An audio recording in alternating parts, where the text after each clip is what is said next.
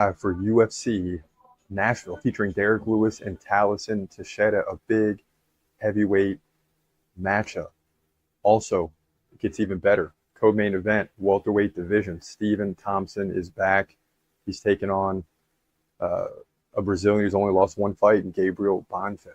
You're definitely not going to want to miss that one in the co-main event. And then a featherweight banger, Calvin Kattar versus Steve Garcia. Oh my goodness, that's going to be a good fight. So we'll take you through the final 5 fights. It's me and G Money. He's back. 2 UFC events in a row. You know what that means. He's getting in trouble like I used to in the early days. More on that and the rest of these fights next. Broadcasting live from an undisclosed location. This is the TCMMA podcast with your host, Chris Cross. Whoa!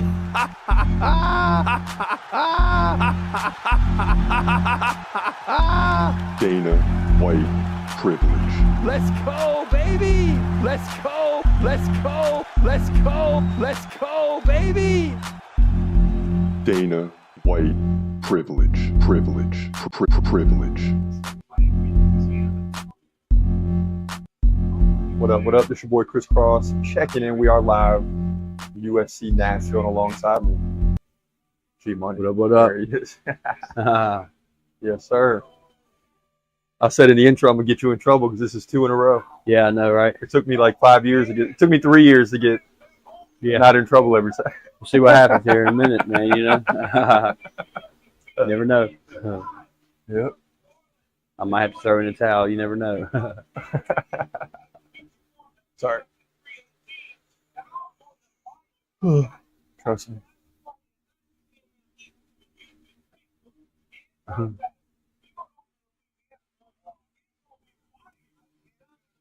Because it's like when you're doing this, like when I'm doing this, I'm like completely tied down. Yeah, I hear you. So like if something goes wrong in the house, I can't just go running. Yeah, you can't go fix it. I know what you mean. Yeah, yeah. So it took a long time to get past that point, like to where it's like, all right, that's what he's doing. I'm gonna just can't bother him. Now it's the other way. Like they end up appreciating the free time. Yeah.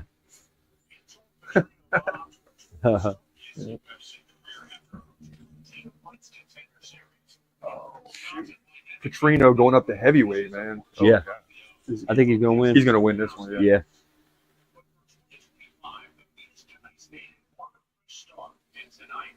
Yeah, I don't really care too much for the dude. He's fighting Austin Lane. Yeah. He's tall, too. It's kind of been a good fight there because they're both tall and lanky. I just never, like, when they go up to heavyweight, it's a big question mark, man. Like, they could be faster and quicker, or the other guy could overpower him. Like, you just don't know what's going to happen. Guy's a beast, so. Yeah. Tatted up. I wish I could get tatted up like that. I wouldn't even know where to start. Yeah, I hear you. Like, I don't have one. Like, yeah. If I want to do it, I want the whole body done. Right? Yeah, I know what you mean. It's expensive, you know. Oh, my That's God. The thing. I wonder if it's worse if you piece it together or if you just, well, they can't do it all in one setting anyway, right? Right. You can do a lot in one, but typically you got to do it back, go back and keep going back and doing it. Yeah.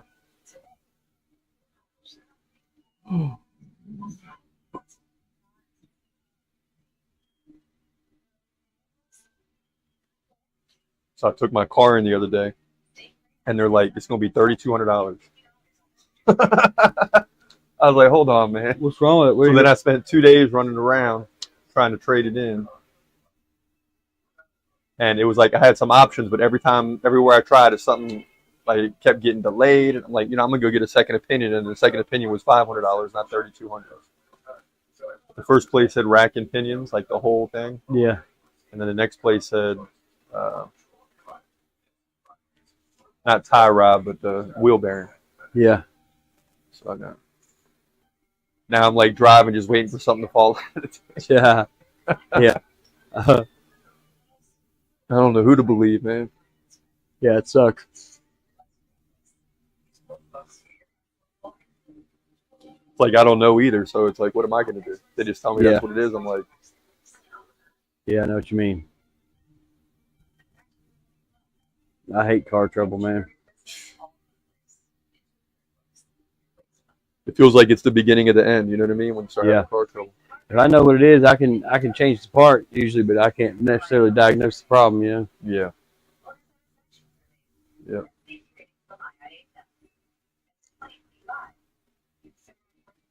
Oh shit, man! Wore out, dude. I ain't done nothing today. That's probably why I'm just so lazy today. Yeah. On the weekend, you got to shut it down sometimes to make it through another week, man. You're kidding.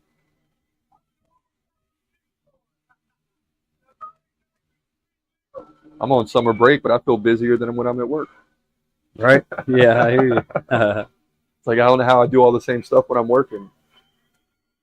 The summertime's rough because you got to do the lawn. You know what I mean? Yeah. And that lawn, like, it never stops, bro.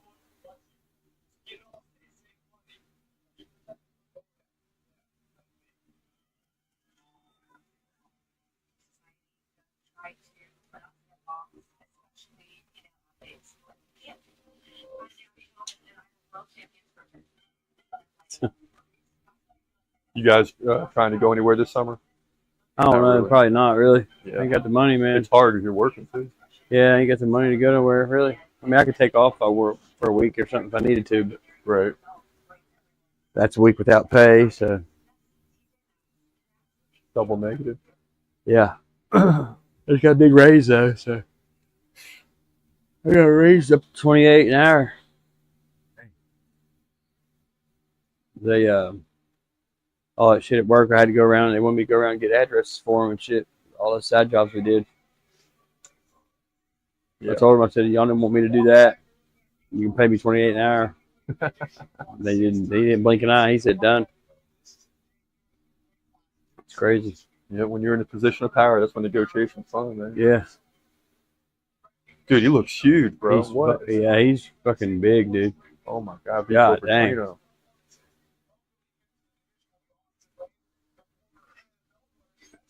This fight's taking forever, I guess, because the last one finished quick, man. They're trying to get those advertising dollars up.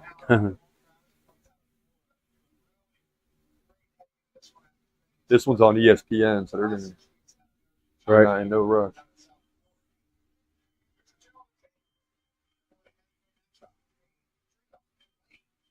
Man, 10-year age at 6'6". 6'2", 249. Shoo-wee, son. Oh my God. He is huge, bro.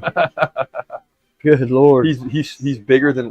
Oh my God. That's 44 pounds more than like everywhere.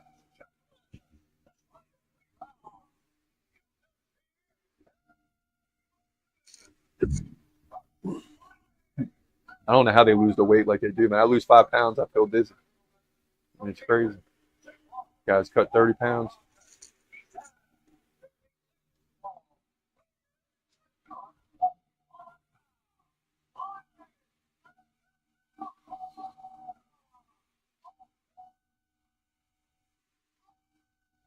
Not today, big dog. Not today. No. He's going to get beat quick, too. Yeah. So that takes away from him going up to heavyweight. Like, he's bigger than the dude. So. Yeah. Or at least the same weight.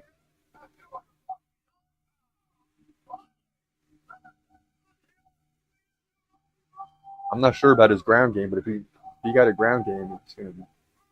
He's Brazil. He got to have some that's kind of what I'm ground saying. game. Yeah.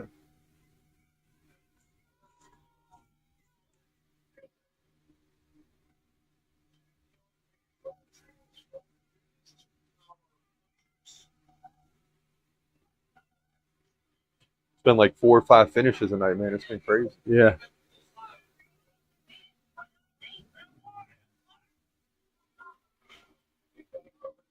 All right, here we go. Austin Lane, Vitor Petrino.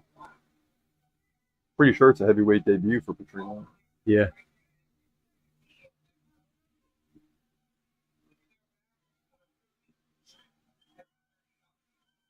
Petrino looks huge. Lane looks tall and lanky. Uh-huh. I don't know how this is going to turn out.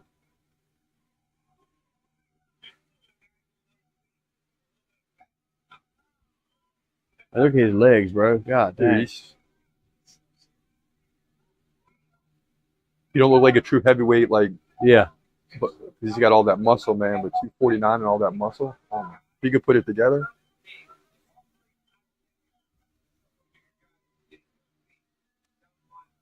That's a short night for him. Austin Lane about to get knocked out. You see that sometimes too. Like Petrino was undefeated, then I think he lost 2 in a row. Yeah. Probably because of weight, honestly. So I mean, this is a big fight, man. As far as where he's going.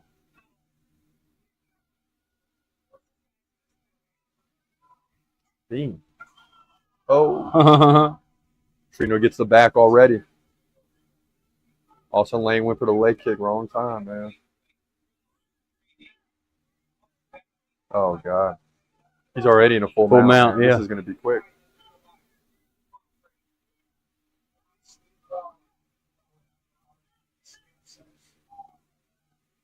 So he's got to get that left arm over, I think.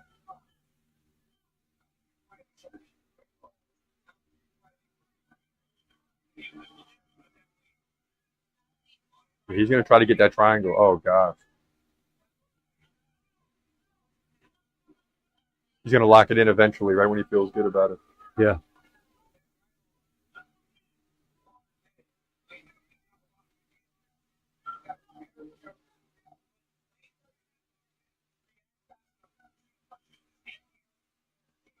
Damn.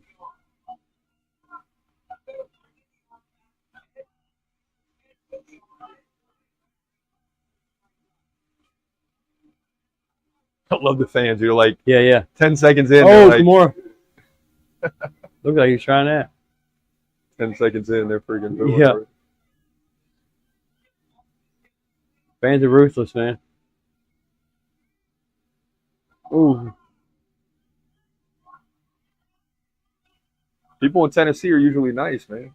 Not Ever been to no- Tennessee? Yeah. I went to a Dolphins game there one time. People were like, nice, man. Like, Yeah, I stayed for a week I out was there, like, this is not what I'm Pigeon used to. Forge. Oh, God. Oh, Lord. This thing is that triangle. Feels like he's missing something, missing it a little bit. Golly. He's not quite under. Yeah, shoulder ain't. May not matter, though.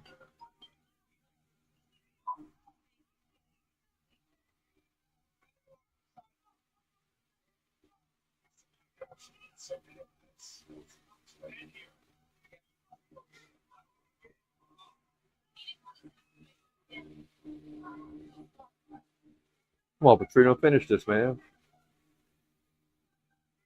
Get up and knock him out, dude. Yeah, he's forgetting a submission. Now, here we go. Oh, don't turn it over. Oh, Petrino's opening up now. Okay. Oh. Oh, Lord. Now he's going to roll. Now he's in real trouble. Damn. Got a minute to work. Oh, that's it. yeah. Nope. Frank. Oh, he's getting underneath more and more.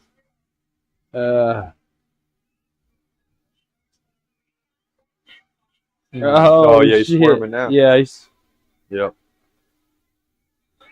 Okay. Oh, that was it. Yeah, he tapped twice. Okay, that's it. Petrino, baby. Man. Dude, try to pick him up. Man, they know it's like a second start for them now. Like, Yeah. it's a new start at heavyweight.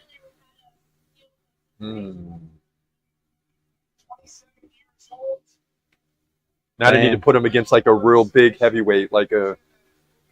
Let's see if you can like. They need to put him up against a big dude like 265. Bean.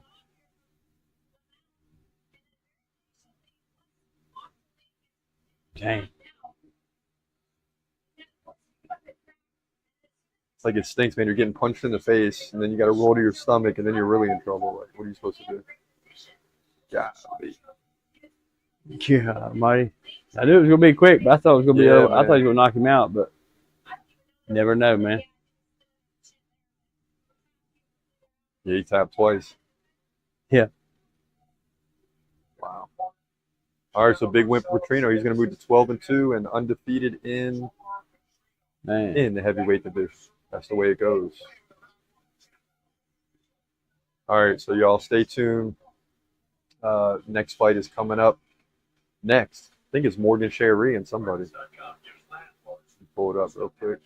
Yeah, Nate Landwehr, Morgan Yeah, Nate Sherry. the Train. Nate the Train. Y'all look out. This is probably the least of the 5 I want to see, but still, Yeah, I hear you. it's a good one. You asked, and we delivered. The TCMMA merch shop is now live. Yes! And we got all different types of products, including hats, t-shirts, hoodies, and if you drink coffee, we got coffee mugs too. You better believe it. But what's trending right now is the new Brazil shirts. Don't invite Brazil to the party, because if you do, Brazil is going to win 9 times out of 10 and wreck the party, especially in MMA. That's for sure. These products will help grow the show.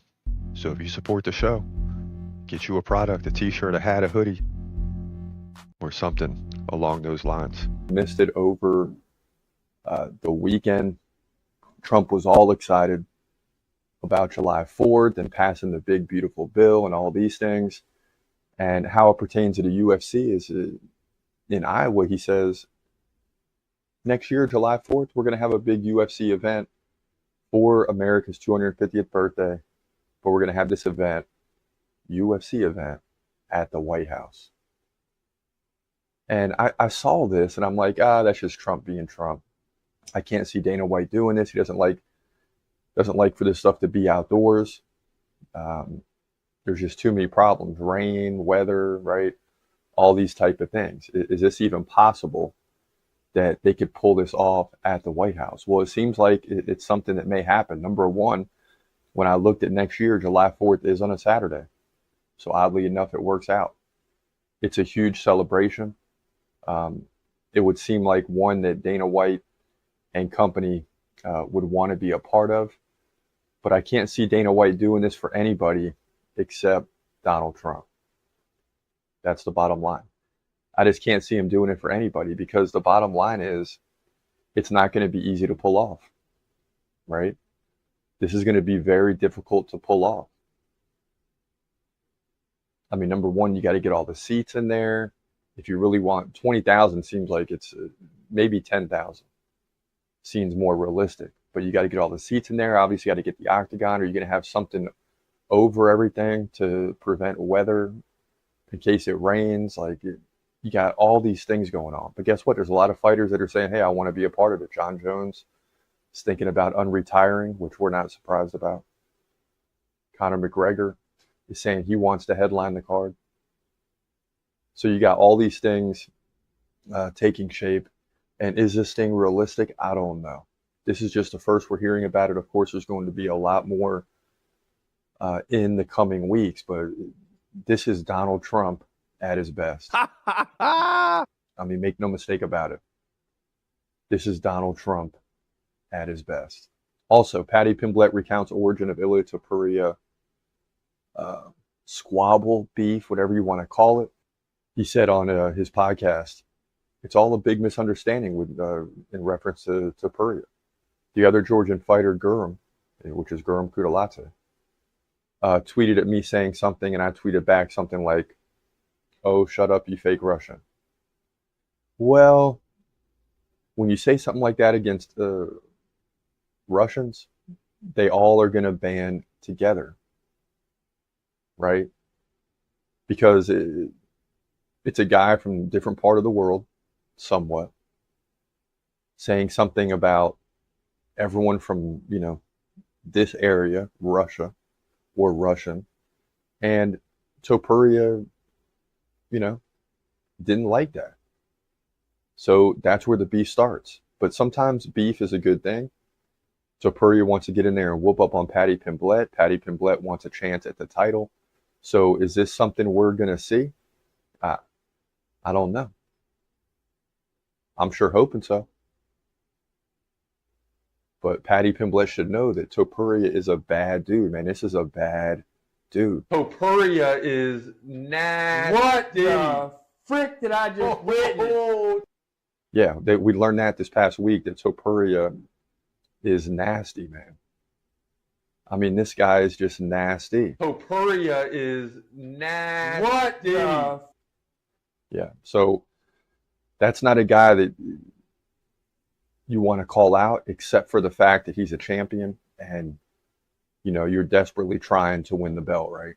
I mean, that's why you call him out. So the beef between Patty and him is real, and they both want at each other, and it's good for both. It's good for Topuria because he wants to, you know, beat him, obviously, and it's good for Patty because you get an early shot at the title. You don't have to. I mean, the lightweight division is a gauntlet trying to get to the top. I mean, a gauntlet. So, Ilia Topuria also reveals UFC asked him to make us a promise not to move to welterweight yet. Oh goodness. I thought about moving up, Topuria said on the About Last Fight podcast. But the last conversation I had with the UFC, they personally asked me the favor, like, don't tell us after the fight you want to move to the welterweight division, which is crazy because that's the first thing I said you should do. Make us a promise. I was like, promise? I was crossing my fingers. I promise, said Topuria. So that's a wild thing right there. I'm almost mad about it, dude. I'm almost pissed off, for real, dog. Yeah. I mean, listen, the guy wants to go and win 3 belts. And he's chasing Islam, who it appears, which obviously isn't the case, but it appears that Islam is on the run, right? It appears that Islam is on the run. Now, he's not on the run. He just wants to move up and didn't see much of a challenge at lightweight. That has obviously changed. But I think Islam has made up his mind now, and there's no turning around. I mean, the bottom line is Islam's going to welterweight, and Topuria would like to chase him, especially if he gets the belt. And now that JDM, Jack Della Maddalena, has the belt, it seems like Islam's going to probably get that fight here in the near future. That's the bottom line. Khamzat Chimaev and Dricus du Plessis also in the news big time today because, number one, the poster dropped. So people are freaking out. So it's like when the poster drops, like for some reason people see it, it becomes more official. The UFC is investing time in making the posters, obviously, and it's on and popping. I mean, the fight is coming. Khamzat Chimaev. And Hamza is coming. You know, I pronounce his name so many different ways over the years. It's crazy. So TJ Dillashaw saying on the Jackson podcast that Khamzat Chimaev has to break and practice to beat Dricus du Plessis. He says Chimaev needs to get on that Sam Calavita cardio because that's his only downfall is getting tired. DDP ain't going to get tired. He needs to work on topping red line stuff. He goes for the finish. And you can only do that for so long. You have to train that section. Everyone's heart rate. You get into the red zone, you start producing lactic acid, you get tired. And, you know, credit TJ Dillashaw, he has a point here. But we've seen Khamzat Chimaev overtrain too. That's why it's beneficial that he's with the new management. He's overtrained, got sick, had to pull out of fights. I mean, this guy does not have a problem training. He just doesn't have a lot of fights that took him into deep waters. Now, Kamaru Usman did, Gilbert Burns did. He still got wins in those fights. We really don't know with the Usman thing because he got hurt late in round 1, and that affected him for the rest of the fight, and he still pulled it off. Burns was just a battle in a fight that Hamza really had no business being at welterweight anymore. And the way the UFC was slow playing him, you know, he couldn't keep making the weight, which is what led to the Nate Diaz debacle and him missing weight. So he's gone through a lot of things. I understand what TJ Dillashaw is saying, but from a coaching perspective, I think you have a thoroughbred here, right? I've coached track, football, a lot of different sports, and to me, this is a thoroughbred. He's ready to roll. Yes, you got to get the endurance out of him, but you just have to make sure he gets to the fight. Nothing is more important than that. You can't overtrain this guy and then he comes in tired, or worse, he gets sick again and has got to pull out. You have a thoroughbred. You just have to train him the right way, but make sure he's fresh on fight day. If anything, Hamza doesn't need to be pushed. He needs to be slowed down. All right? I'm trying to tell you this. Hamza Chimaev needs to be slowed down. Train. But the last 2 weeks, we're just maintaining at that point. And that's the way I hope it goes, because it's very important that Hamza Chimaev is ready to roll. Make no mistake about it. In the featherweight division at UFC Nashville, you got a big one here. Nate Landwehr, 18-6, takes on Morgan Chery from France, coming in at 20-11. So both guys win more than they lose, but you know they're both compiling some losses, obviously. Now Landwehr 1 inch taller at 5'9", he's 37. Chery 29. So 8-year age gap. That's considerable. Landwehr 3-inch reach advantage. Both guys stand right-handed. Landwehr 5.6 significant strikes per minute compared to 3.5 for his opponent. So that means you're looking at, 30 to 40 significant strikes if this fight goes 3 rounds. But Chery, 2 takedowns every 3 rounds. All right. Landwehr less than 1 every 3 rounds. So Landwehr's takedown defense has to be decent, right? 74%. Okay, not bad. But he's lost 2 of the last 3 against Doo-Ho Choi by a 3rd round KO. And Dan 50K Ige by decision. But he did beat Jamal Emmers by 1st round KO. So, and he was trailing in significant strikes in that fight. So struggling a little bit as of late. Chery beat Nathaniel Wood by decision. He also has an 83% takedown defense, by the way. Shouldn't matter in this one. He beat Gabriel Miranda by a 2nd round KO and lost to a tough Chepe Mariscal, but by just a split decision. So he still lost 2 of the last 3, both guys. Struggling a little bit in 2 of the last 3 fights. But when I look at this thing, I like the fact that Landwehr lands a lot of significant strikes, but I think Chery is going to find a way to win this fight, despite the numbers. I don't like taking guys that are behind in significant strikes, but something tells me that Chery needs this fight. He lands more takedowns. He's going to break through the takedown defense a little bit of Landwehr. He'll win 1 round in the strike game. He'll win 1 round in the takedown game. So that leads me to believe he's going to win a very close fight, like 29-28 across the board, maybe split decision here. But Morgan Chery wins, in my opinion, to move to 21-11, featherweight division, UFC Nashville. You're watching the TCMMA podcast. And now, back to your host, Chris Cross.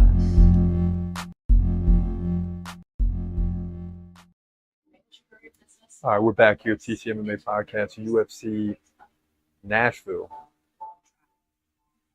Again, G Money's in the house.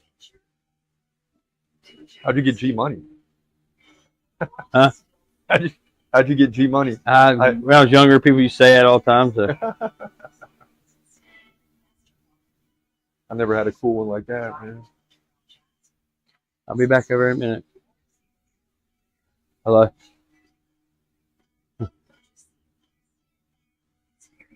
Fucking shit. We got one more fight in me, probably, bub. Looks like. God damn. It's all good. Fucking bitch.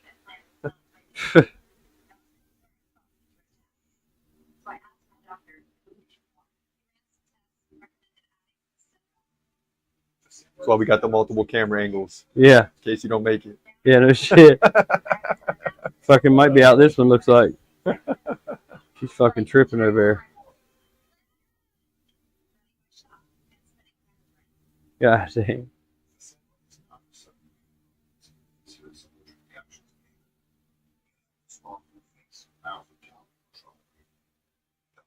This is the least one I want to see. I want to see the next one I really want to see. But I want to see if Derrick Lewis, what's going to happen there. Dude's 40 now. Right? Yeah, go ahead. It's all good.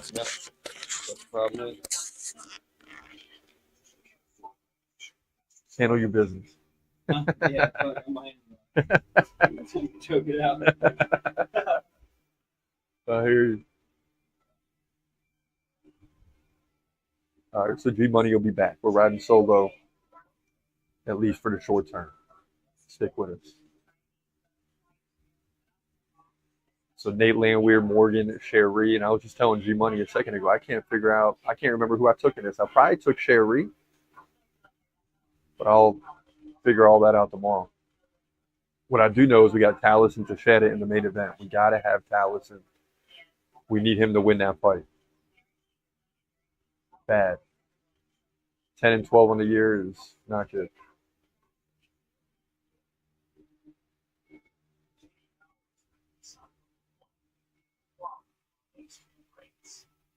It's funny when you ride solo,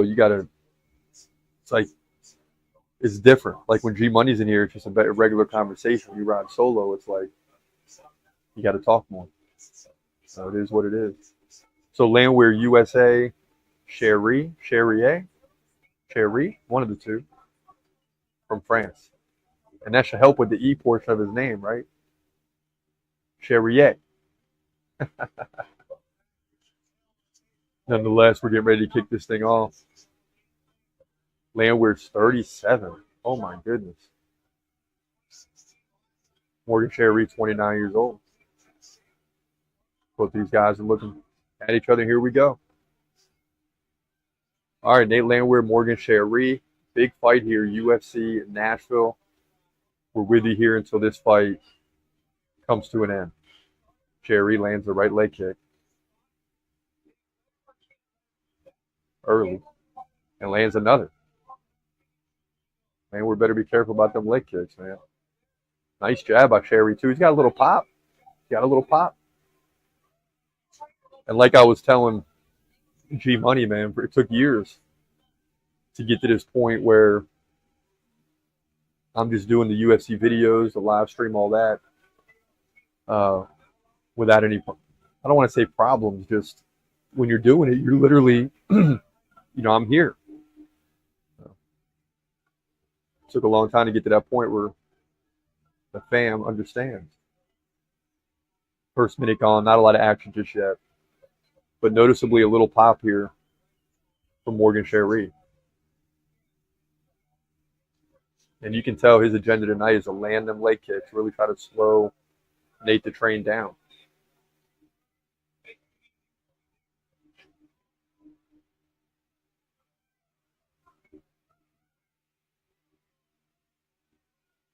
There'd be nothing better than a quick finish here. That's for sure. Nice jab there by Landwehr. And Sherry responds. Ooh-wee. Yeah, that calf is already in trouble. Those leg kicks are taking effect on Nate Landwehr. And when you know it's really a problem is when you start to see him switch the stance. Right now, Landwehr standing in his normal right-handed stance, but that left calf is being kicked at will right now by Sherry. 2 minutes gone. And a nice right by Landwehr.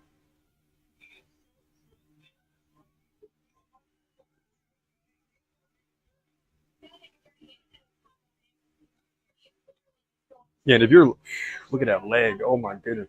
If you're Landwehr here, you need to get in close and just start going after it. Like, you can't afford to be in a boxing match, especially with some kicks coming. Obviously, that's not boxing.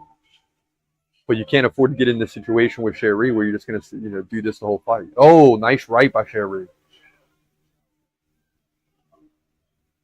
Charrier. Okay. Got it.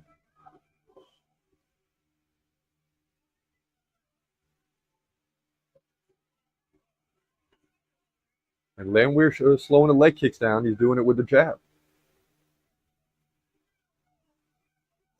And when you go up against a guy that can land leg kicks, you got to be landing every 5 seconds.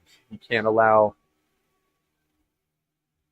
your opponent to get set and then land them leg kicks, right? You got to constantly be jabbing. Even if you're not landing, just throwing something. There's another leg kick.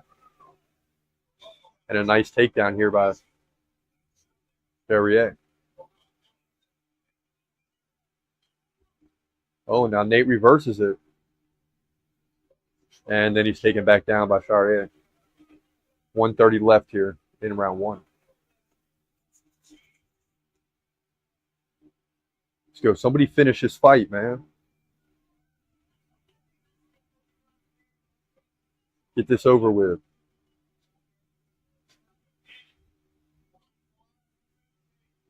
Teixeira looking for the takedown. He gets a third. If they counted all 3. Now he's working his way up the back, but Nate the Train is experienced. He's going to get back to his feet.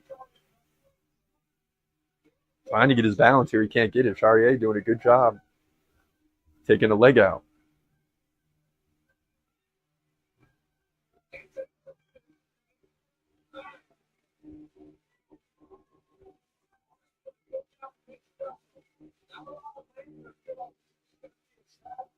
Nate the Train showing good ability to get back to his feet, kind of counter all these situations. Teixeira's not got the head on the hip. And the crowd's loving it because Nate's getting back to his feet. Oh, Teixeira almost got in trouble, put his head in it.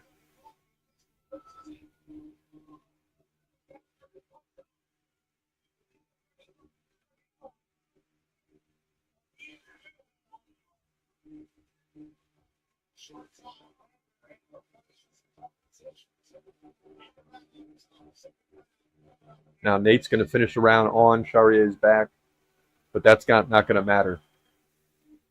Teixeira won that round. He's up 20-14 in significant strikes. The takedown game was legit. They're giving him credit for 2 takedowns, 111 of control, but I'm thinking he got 3 or 4 there. So, I mean, listen, you take a guy down, then he gets back to his feet, you take him down again, that's got to count for 2. And that's what it is, right?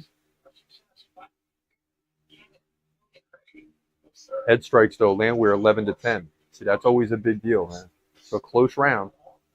But I think with the control added in, you got to get that to Derrick.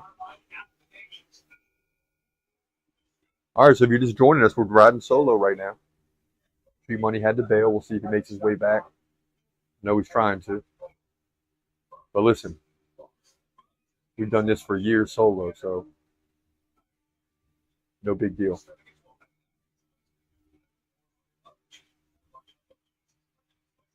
And it's not easy doing this. I mean, there's been years where times, UFC fights where things have hit the fan. And I'll do everything I can to stay in this seat. It's very tough.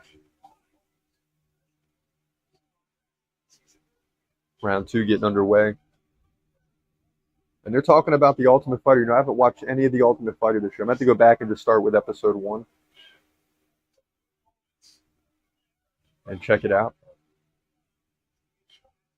But I haven't watched one this year. They went away from the normal script where 2 people that are going to fight are the captains. You know, McGregor ruined that. Now you got Chael Sonnen and Cormier, who obviously aren't fighting anymore. But I don't know how many, I don't know if that's getting a lot of views. And I haven't watched it, but I would have, it's not like Cormier and Chael Sonnen are going to come to blows. I mean, they do a podcast together, right? So it's more friendly this year. I don't know if I like that. 1 minute gone, round 2. I like the old days of The Ultimate Fighter when guys are going to throw down, like Rampage Jackson just destroying the door.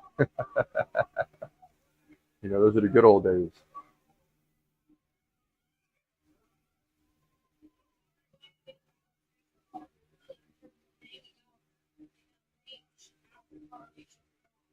Derrick getting a little complacent here. He's got to go back to those leg kicks.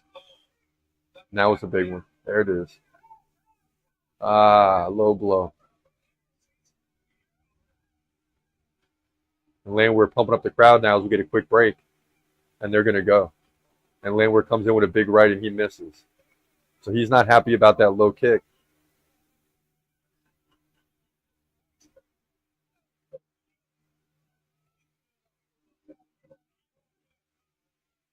Oh.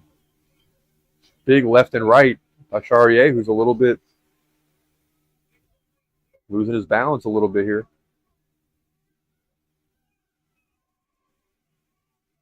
Come on, fellas. Someone do something. Somebody do something. Both guys are stumbling.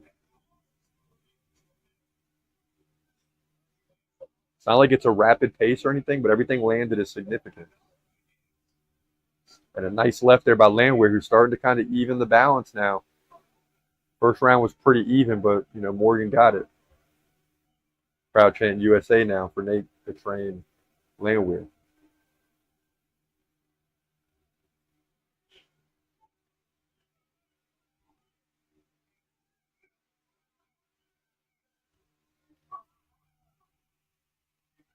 And in terms of the featherweight division, which this fight is, you got to say both of these guys are mid to upper level.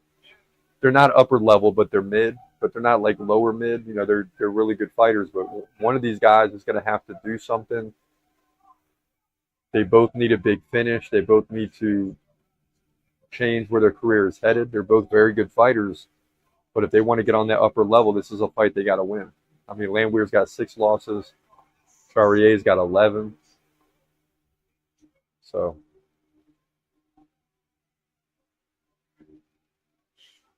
and it's hard to believe Charrier was such a big favorite in this fight, more than 2-1. He's down 29-7 in significant strikes in this round, and that's because Landwehr's starting to,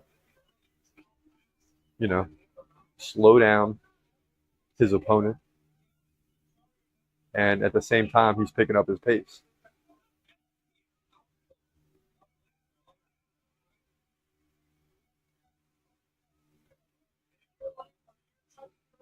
Charrier came out strong with them leg kicks, but man, those seem out the window right now.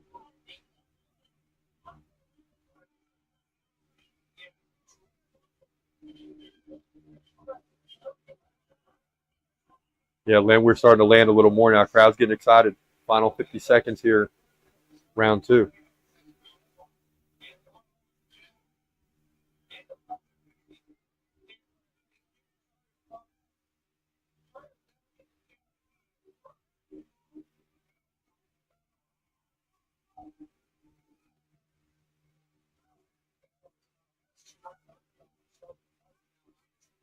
Oh, nice left by Morgan.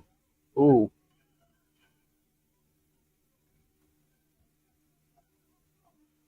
This continues. Both guys traded now. It's going to come down to round 3. Who wants it more?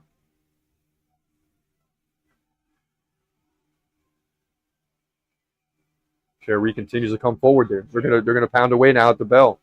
Toward the bell. 5 seconds. Some big throws coming from Morgan, but he just can't connect, and that'll do it for round 2. And guess what? The crowd is not booing on this one. You know why? Because they're standing up and striking, and that's what the people usually want to see. I mean, it's always been that way.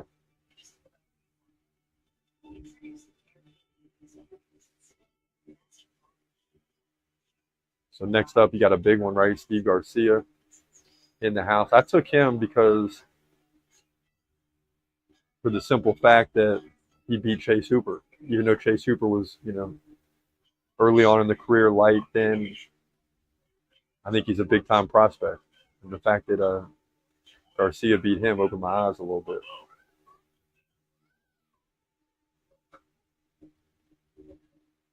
So get involved in the chat room. Let us know who's going to win this 3rd round. I mean, seemingly it comes down to the 3rd round.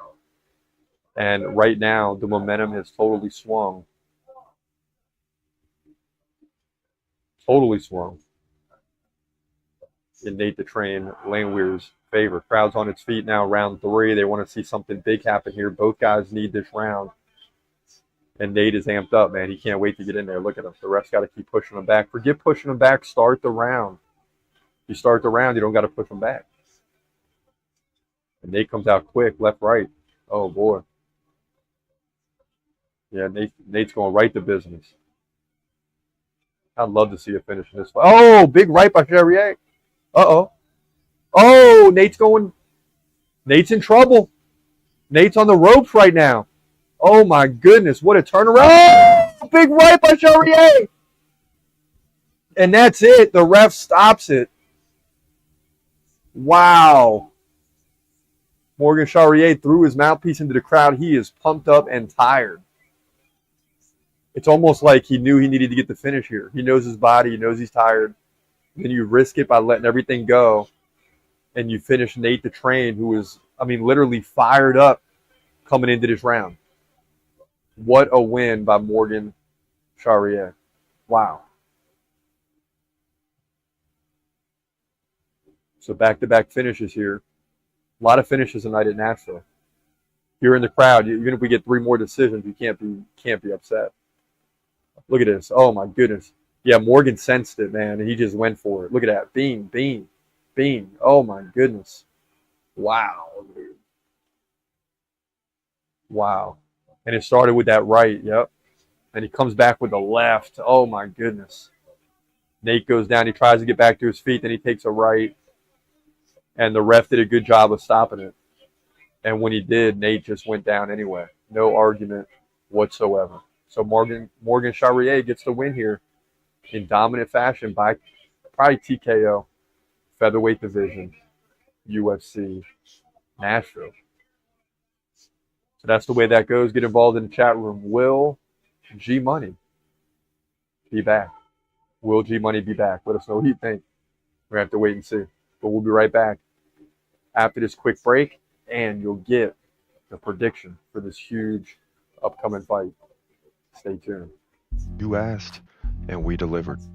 The TCMMA merch shop is now live. Yes! And we got all different types of products, including hats, t-shirts, hoodies, and if you drink coffee, we got coffee mugs too. You better believe it.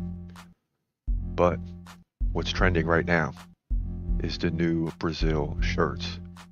Don't invite Brazil to the party, because if you do, Brazil is going to win 9 times out of 10 and wreck the party, especially in MMA. That's for sure. These products will help grow the show. So if you support the show, get you a product, a t-shirt, a hat, a hoodie, or something along those lines. And by now, you know it's official, right? Khamzat Chimaev versus Dricus du Plessis for the middleweight title. This happened a few days ago. We were working on the podcast for Topuria versus Oliveira. We finally get all that done. And then I see the news of Khamzat versus du Plessis, and I'm like, okay, so we just wasted an hour plus doing the podcast on Topuria versus Oliveira, because that is now somewhat irrelevant, right? It's just somewhat irrelevant. Because now you got 2 of the best fighters in the world, I'd argue, right? You got 2 of the best fighters in the world getting ready to throw down middleweight division. And all the years we've been complaining, right, as Khamzat fans, all the years we've been complaining, we can no longer complain. The date is set. It's going to happen August 16th. It's official. We no longer have to say, why is Dana White holding this up, or who is holding this up? Why isn't this happening? We all believe Khamzat is the best. Why isn't he getting a title fight? He's got to go from welterweight. Can't make weight anymore because he's been on hold for so long. Now he's got to go to middleweight, and then he's got to work his way through that division. He's had setback after setback, but that's all done now. And he's 31 years old. He's in his prime, and the time is now for Khamzat. And of course, you're going to have Dricus du Plessis fans. You're going to have fans on both sides. And that's why this thing is going to be highly entertaining, because we're going to find out if what we've been telling you for the past several years holds up. Because it's held up so far. But now you're getting into the title fight against one of the best in the world, Dricus du Plessis, right? That's the bottom line. So here you look at the do list, and it's real simple. We don't need to go past the top 10 today, because number 1, Khamzat Chimaev. Number 5, Dricus du Plessis. And this is going to have big implications on the future of the dude list, which is just nothing more than our favorite fighters, guys we would stack up against anybody. Not really a pound for pound list, because I believe Khamzat will beat John Jones right now. I believe he would beat Islam if Islam came up. I believe he would beat Shavkat. I believe he beats Dricus du Plessis. right? I think he beats anyone on this list below him if he has the time to fully prepare for that weight class. That's just how I feel. That's what the do list is all about. Can't say that for every situation, but in this situation, Hamza's one. Obviously, Dricus du Plessis is in the top 5. That's not easy to do on our list. So we respect the heck out of him. We're not saying today that Dricus du Plessis can't win. We're not saying that he doesn't have a chance. I think you guys already know before we get to the prediction today which way I'm going. If you listen to this podcast at all in the past, it's not a secret prior to the prediction which way I'm going. But we do have to break it down. We do have to dive in and say, this is how the matchup looks. This is the height. This is the reach. This is the style. This is how many takedowns that, all that stuff we got to get into. It's very important. But there's no secret which way I'm going, right? I mean, there's no secret. So rather than wait, let's dive into it right now. In the middleweight division for the middleweight division title at UFC 319, finally, Dricus du Plessis takes on Hamza Chimaev. And ladies and gentlemen, this might be one of the biggest fights since I've been watching the UFC and one of the biggest fights in a long time. So pay attention to this prediction. Du Plessis, 23-2, champion, South Africa. Hamza Chimaev, 14-0, United Arab Emirates, 14-0. He's 1 inch taller at 6'2". He's 31, so is Dricus du Plessis. I mean, this is what you want. Two of the best in their prime. Du Plessis, 1 inch reach advantage, no big deal. Du Plessis, switch stance fighter, always an advantage. Hamza fights right-handed. These guys are big-time strikers. Du Plessis, 6.1 significant strikes per minute to 5.4 for Hamza. Okay. Du Plessis can land takedowns, nearly 1 takedown per round. Hamza, like a takedown and a half, with a high submission average. Du Plessis, 50% takedown defense. That's going to be a problem. Hamza, 100%. So if Du Plessis takes him down in this fight, it's going to be completely surprising and very interesting. Du Plessis coming off the win against Sean Strickland by decision. 147-128 significant strikes, beat Adesanya 4 takedowns to none, submitted him in the 4th round. Hamza, after some tough fights with guys like Kamaru Usman and Gilbert Burns, both going to a decision, very close, kind of could have went either way. Okay. Also beat Kevin Holland by submission, beat Robert Whittaker, this is the big one, by submission via rear. Okay. So after people saw that, now you're like, okay, right? He's fighting a middleweight. He looks good. He's with new people, trainers, etc. So he looks like a different fighter. Really looked good against Robert Whittaker, but this is Dricus du Plessis. He can't go in thinking it's just going to be easy. It might be, but he's got to go in laser focused, and I think that's what he's going to do.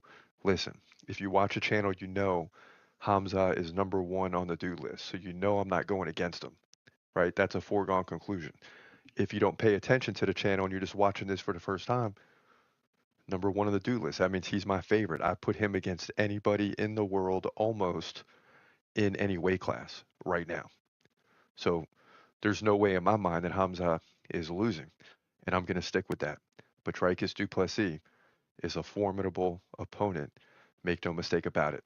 But Hamza will still finish him sometime in the 1st or 2nd round to finally get the belt at 15-0 and 31 years old. That's my opinion. Main event, middleweight division, UFC 319. So it's real simple. We got Hamza Chimaev winning the fight. I mean, there's no question. We haven't been on the mic for the last 5 years telling you this to get to the championship, to get to the title fight, and then change our tune. I mean, it's just not going to happen. Hopefully Hamza goes in there and dominates. I know what a lot of people are going to say. If it gets outside the 1st, 2nd round, Hamza's in trouble. I'm not so sure. Because you're looking at DDP and all his other fights. You're not looking at DDP against Hamza Chimaev. By the time you get to the 3rd round, if it goes that far, both guys are going to be exhausted. because Hamza is going to pressure from the opening bell. He's not looking at this thing like 5 rounds. He could get stuck going there. And yes, I mean, obviously there's a possibility that he gasses out. But I don't think that's going to happen. I think if Hamza gasses out, so does DDP. And then we're going to get 2 guys worn the heck out going into the championship rounds. If it goes that far, But the pressure of Hamza is going to be something that obviously no fighter that he's beat has been able to prepare for ahead of time. It's just different, especially as of the last couple fights. I mean, it's just different. Now, a lot of people weighing in on this prediction for sure. So we got to dive into that right now. Steve Piper says DDP is beating Hamza, right? And he gets 9 likes there. So there's a lot of people that are for DDP. You're going to see that today. Nick says Dreykus will surprise everyone again. He will KO Hamza. Don't see it happening, but hey, stranger things have happened. There's Boers, though. We have waited so long for this. Let's go. Hamza TKO. I like it. A little rhyme, too. I like it.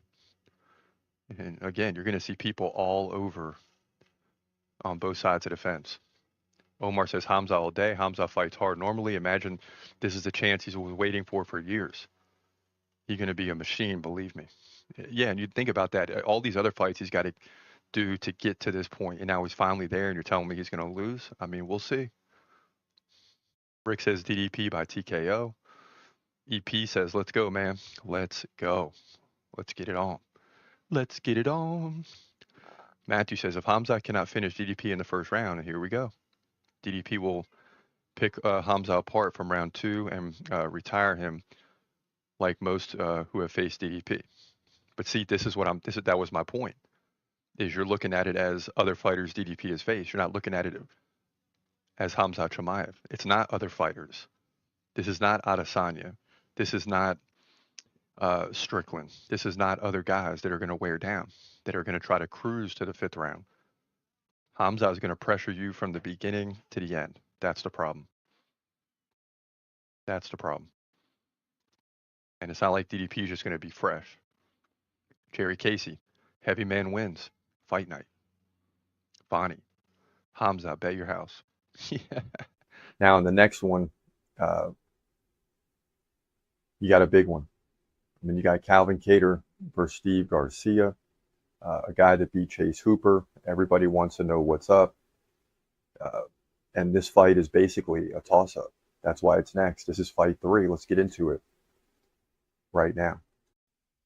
In the featherweight division at UFC Nashville, you got a good one here. Calvin Kattar taking on Steve Garcia.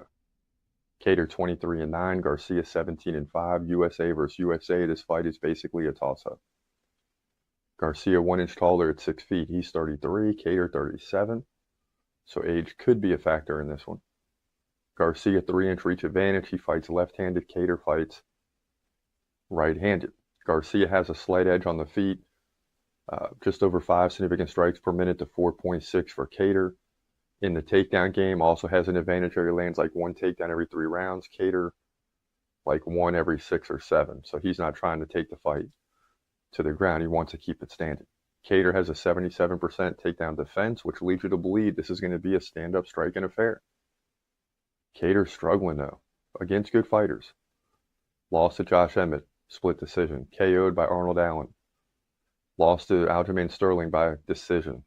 Lost to Yusuf Salal, decision. You got to go back to 2022 against Giga Chikadze when he won that fight by decision.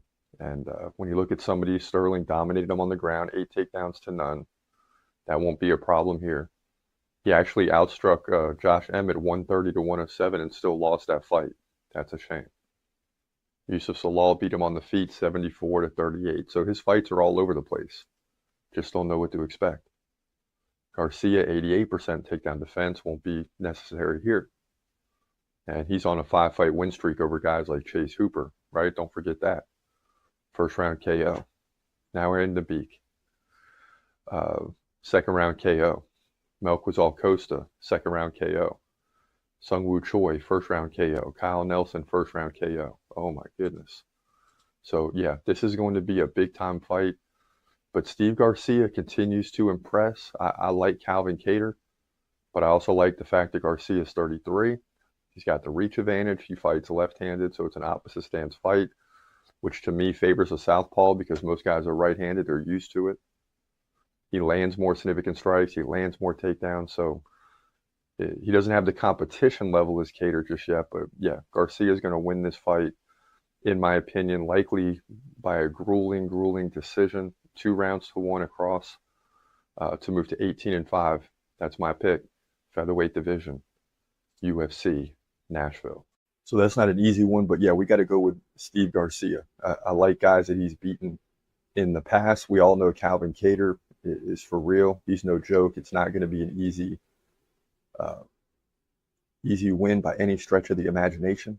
But we got to lean towards Steve Garcia in this one. You're watching the TCMMA podcast. And now, back to your host, Chris Cross.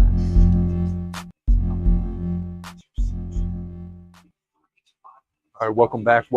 It's your boy Chris Cross. This is the TC MMA podcast. And if you've been with us from the beginning, you know G Money was here with us earlier, right?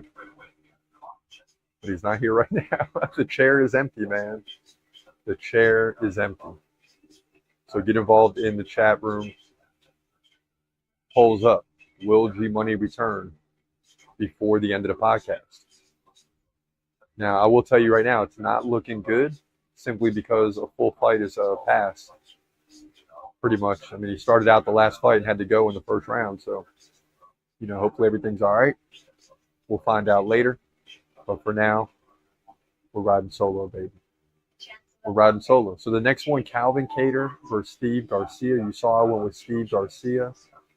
I like the fact that he beat Chase Hooper, so I gotta ride with him.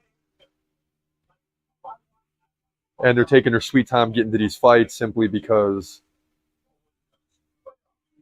it's on ESPN and they're trying to get them advertising dollars up. You understand? So normally where they're pumping these fights out back, especially on pay-per-view. I love pay-per-view because they don't waste no time. They know everyone's already paid to get the fight. Boom. The next guys are walking to the octagon within 3 minutes of the previous fight. You know, once the interview's done, 3 minutes, they're walking to the octagon. But not in this one. Also, interact with us in the chat room. Let us know what you think. Who's going to win this fight? Calvin Kattar, Steve Garcia. We're into the big three now. And it's been a solid night in terms of the predictions so far. I haven't tallied it, so I'll figure all that out tomorrow. Sometimes we have it all written up so we can look at it as it goes on, but not tonight. What I do know is that we're 10-12 right now. And we gotta have Tallison Teixeira win. So Calvin Kattar is working his way into the octagon right now. So we're about 2 minutes from this fight kicking off.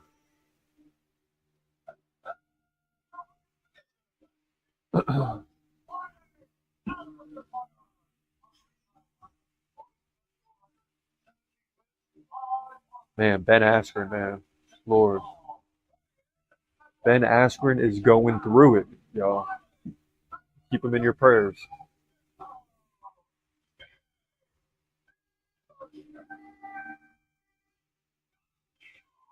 And if you don't know, I mean, Ben Askren had a double lung transplant, which that just seems crazy.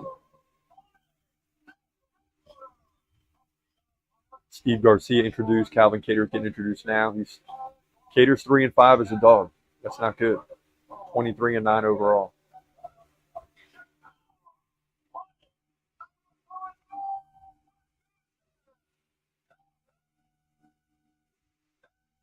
The crowd tonight has had all types of reasons to get excited. I mean, there's been finish after finish.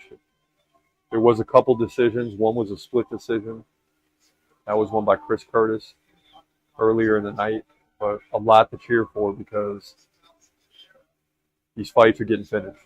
And let's see if we can keep it rolling here in this fight.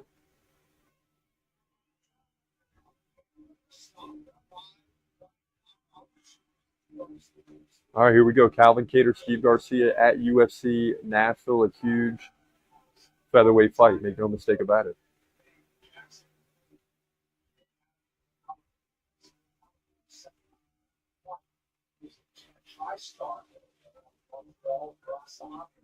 And it's a tough one, man, because Calvin Kattar is really good.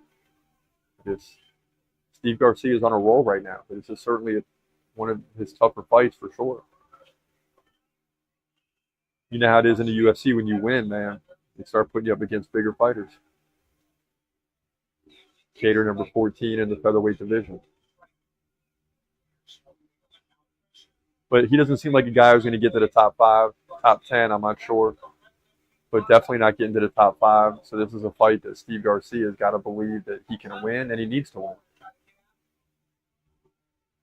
This doesn't help Calvin Kattar in any way, shape, or form other than the fact that if he can win, he gets a win. That's it.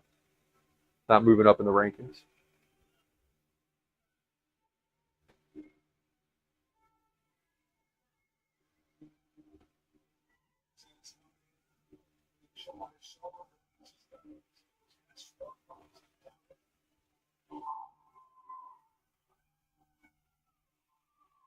I think with Kattar is he's definitely faced better competition. No question about it. Ooh, nice upper there by Garcia. Don't know if he's got the power to finish it, but man. Kattar goes down, he's back to his feet.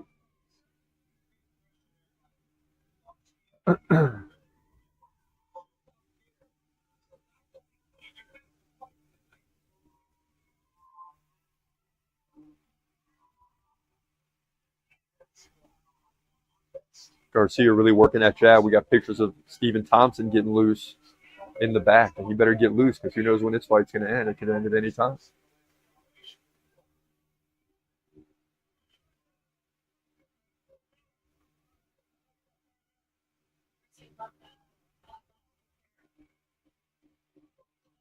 And it's wild. You know, you see these guys warming up before the fight. It's like they're in there, you know, going through their whole routine, 10, 15 minutes. If me and you went right now and started punching the bag or getting loose for 10 or 15 minutes, we're through, man. That's the whole fight for us. These guys do that in the warm-up, and it's wild. Which, as a former athlete, football and all types of other sports, I get it. The warm-up is part of it. When you're in shape, it don't seem like a big deal, but when you're, man.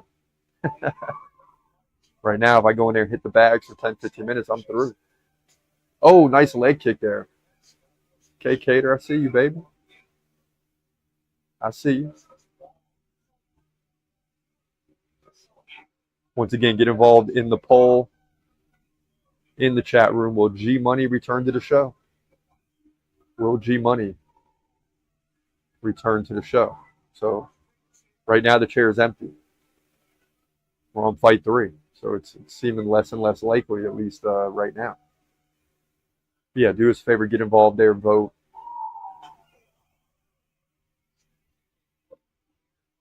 And a big pop there by Kattar. 120 left, round 1.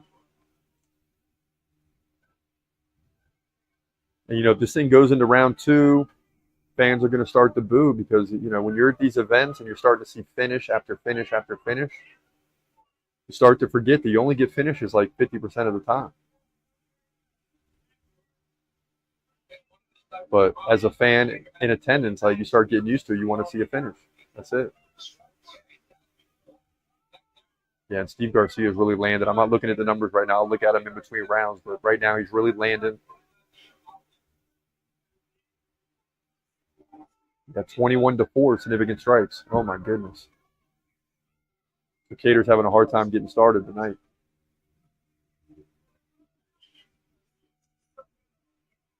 Remember, 3 and 5 is an underdog. Not good. Oh, nice right by Garcia. 20 seconds left in the round.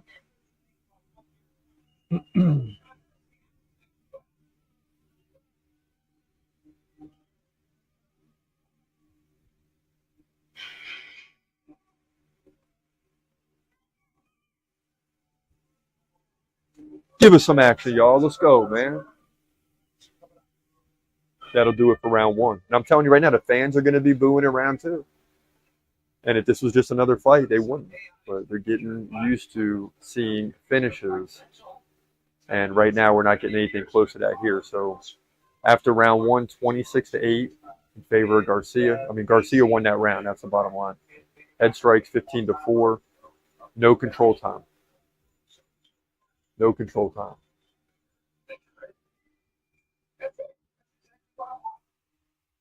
Make sure you hit that like button, share this video. Let's get other people in the chat room watching the video.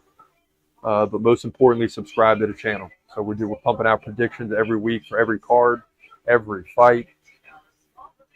So do us a favor, hit that subscribe button so you get access to all the predictions. All right, we got UFC 318 on deck next week, y'all. It's going down. No title fight unless you consider the BMF a title. But still got some good fights lined up. And speaking of good fights, we got 2 fights coming up after this that are both going to be awesome. And it really begins with this one, but hopefully it's not a letdown. We'll see. Round 2 underway. Here we go.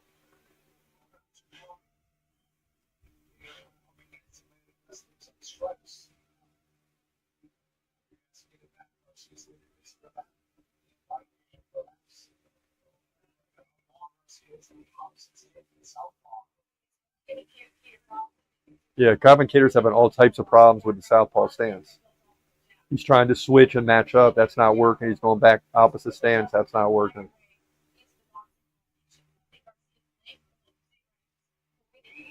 And the thing is, lefties are used to this, right?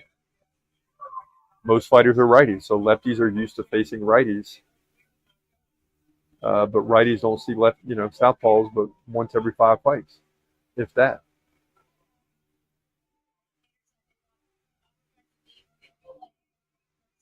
So I always say when I'm doing predictions, if it's a southpaw, I really look at it hard.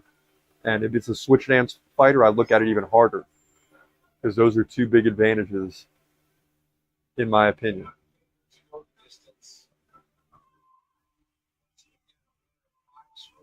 Yeah, so it's 2-1 favorite not to go to the distance. So we'll see how that plays out. Right now, it's well underway.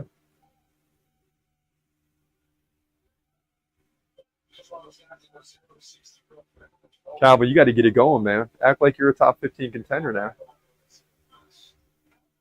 There's no threat of a takedown, at least right now. You got to take some chances. That's the bottom line. I know every time you go in, you're getting jabbed, but you got to take some chances. Spinning back kick by Garcia.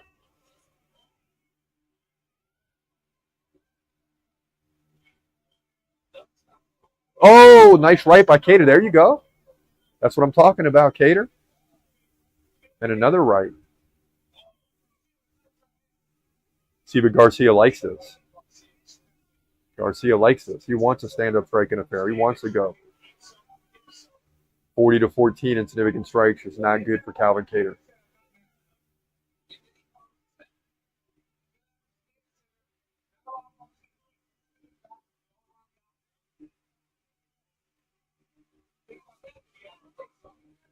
Thing is Calvin Kattar staying right in the center. Or Steve Garcia. And then he pushes Kattar back from time to time.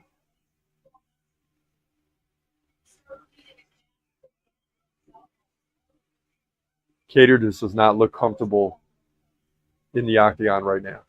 It's the bottom line. Does not look comfortable. We know he's a good fighter. He's a top 15 featherweight, but Garcia is just causing all types of problems for him.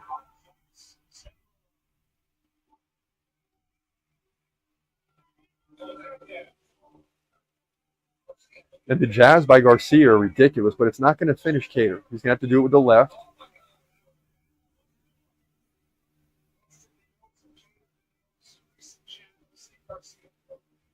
And Garcia just dominating right now.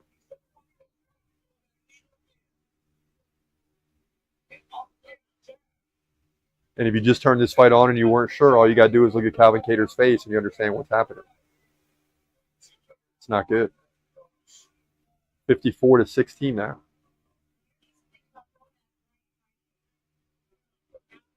And what that tells you is that you're watching it play out too in round 2. But Steve Garcia is just pulling away more and more and more. He's dominating in significant strikes, dominating in head strikes, 34-12. And that's always a second indicator, right? You look at significant strikes, and one guy could be dominating, but then you got to go to head strikes because that's like the subcategory within significant strikes.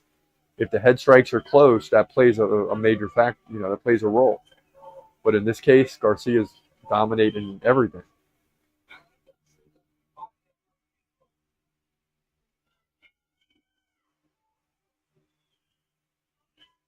Final 30 seconds here, round 2. Kattar's got to pick it up here, but it don't seem like he's going to.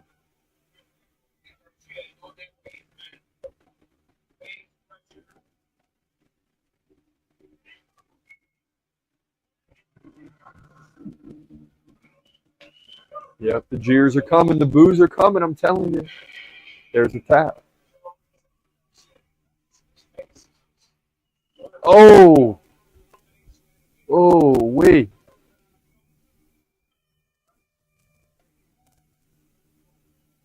Another big round for Steve Garcia.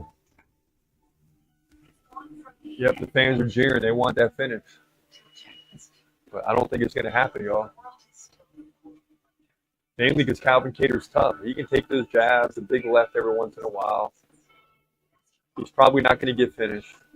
But then again, it's 2.5 to 1 for this fight to be finished before the end of the fight, obviously. So we'll see.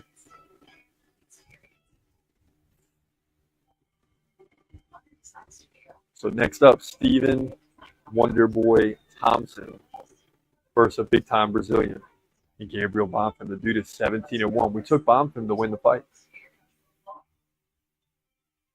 Definitely took Bonfim.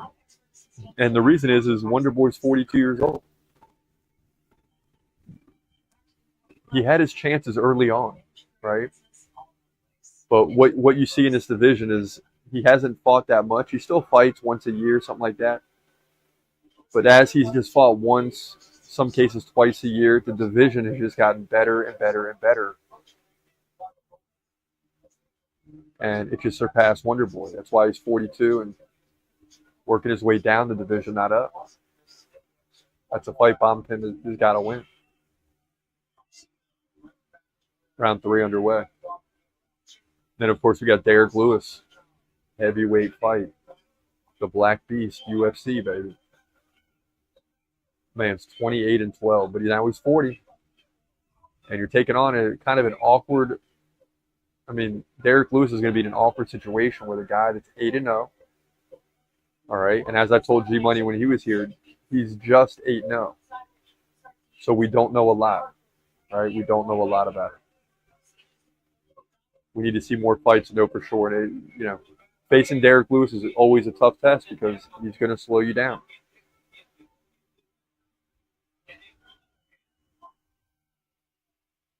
And the first minute of round 3 is going just like the rest of the fight. Steve Garcia is getting off. Oh! Kattar does go down.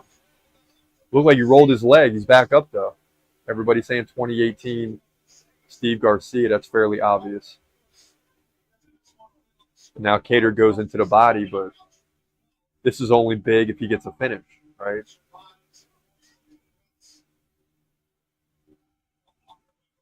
But I think Kattar's like, enough of this standing up.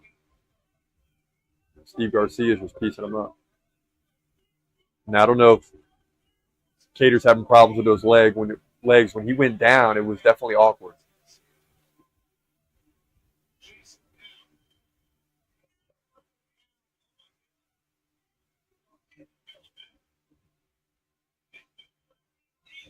There's a lot of tickets on both sides. Some people want to see this fight finished, and some people want to see this thing go to the distance. And there's 3 minutes left here. We're about to find out.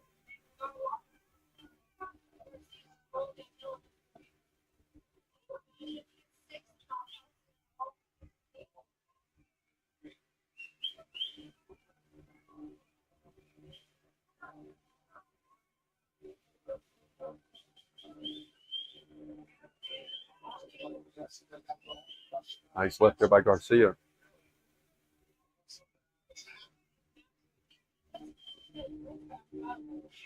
And Garcia's going to do this for another 2.5 minutes. He's going to keep the pressure on. He's going to keep landing the jabs. He's going to keep throwing the left every once in a while. And he's just taking Kattar completely out of this fight. Kind of the way I expected it to happen, but I was a little worried in the back of my mind because I'm like, Calvin Kattar's a tough dude, man.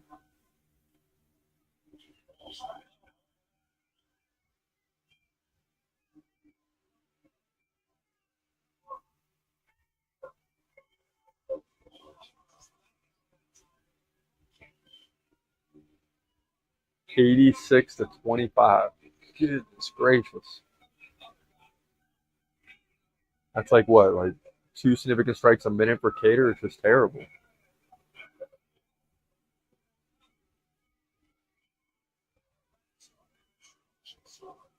Spinning back elbow landed there by Kattar. That was nice. 90 seconds left. Kattar needs a finish. But he's also getting tired. He's taking deep breaths and dropping the hands.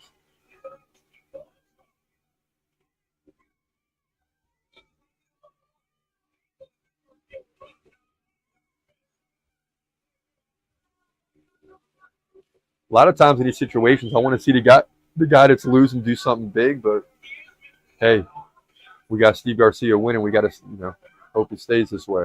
Final minute. Expect some big stuff here from Calvin Kattar. Spinning back fist, nice. Now a left landed by Garcia, and he just continues to pull away, headed towards 100 significant strikes now. And he should get it with 45 seconds left. It'll be close.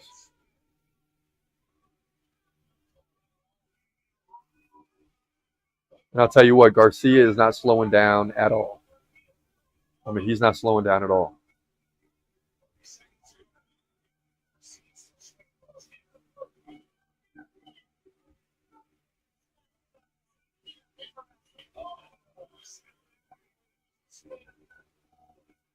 There's not much Calvin Kattar can do.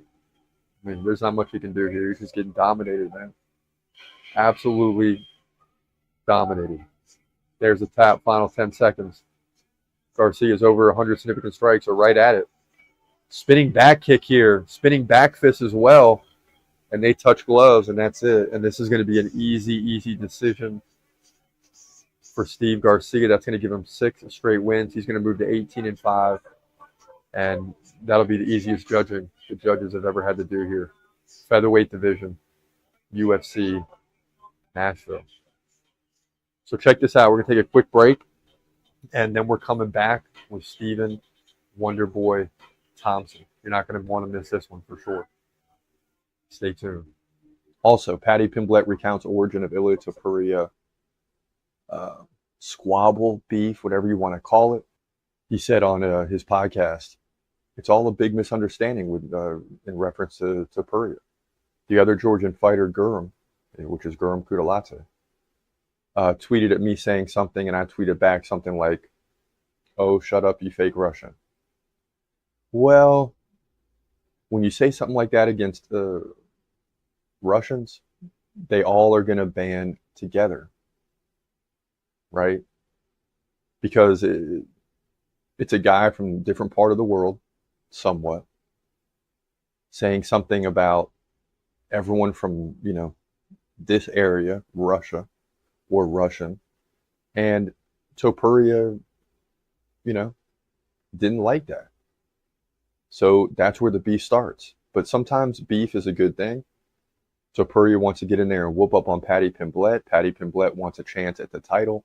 So is this something we're going to see? I don't know. I'm sure hoping so. But Paddy Pimblett should know that Topuria is a bad dude, man. This is a bad dude. Topuria is nasty. What the frick did I just witness? Yeah, we learned that this past week, that Topuria is nasty, man. I mean, this guy is just nasty. Topuria is nasty. What the? Yeah, so that's not a guy that you want to call out, except for the fact that he's a champion and, you're desperately trying to win the belt, right? I mean, that's why you call him out. So the beef between Paddy and him is real. and they both won at each other. And it's good for both. It's good for Topuria because he wants to, beat him, obviously. And it's good for Paddy because you get an early shot at the title. You don't have to, the lightweight division is a gauntlet trying to get to the top. A gauntlet. So, Ilia Topuria also reveals UFC asked him to make us a promise not to move to welterweight yet. Oh, goodness. I thought about moving up, Topuria said on the About Last Fight podcast. But the last conversation I had with the UFC, they personally asked me the favor, like, don't tell us after the fight you want to move to the welterweight division, which is crazy because that's the first thing I said you should do. Make us a promise. I was like, promise? I was crossing my fingers. I promise, said Topuria. So that's a wild thing right there. I'm almost mad about it, dude. I'm almost pissed off, for real. Dog. Yeah. Listen, the guy wants to go and win 3 belts. And he's chasing Islam, who it appears, which obviously isn't the case, but it appears that Islam is on the run, right?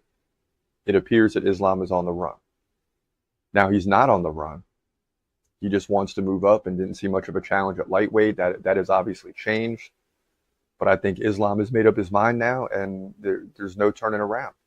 The bottom line is Islam's going to welterweight, and Topuria would like to chase him, especially if he gets the belt. And now that JDM, Jack Della Maddalena, has the belt, it seems like Islam's going to probably get that fight here in the near future. That's the bottom line.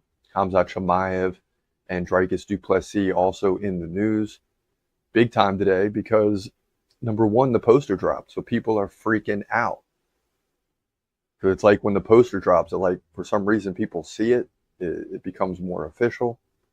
The UFC is investing time in making the posters, obviously, and it's on and popping. The fight is coming. Khamzat Chimaev! And Hamza is coming. I pronounce his name so many different ways over the years. It's crazy. So TJ Dillashaw saying on the Jackson podcast that Khamzat Chimaev has to break and practice to beat Dricus du Plessis. He says Chimaev needs to get on that Sam Calavita cardio because that's his only downfall is getting tired.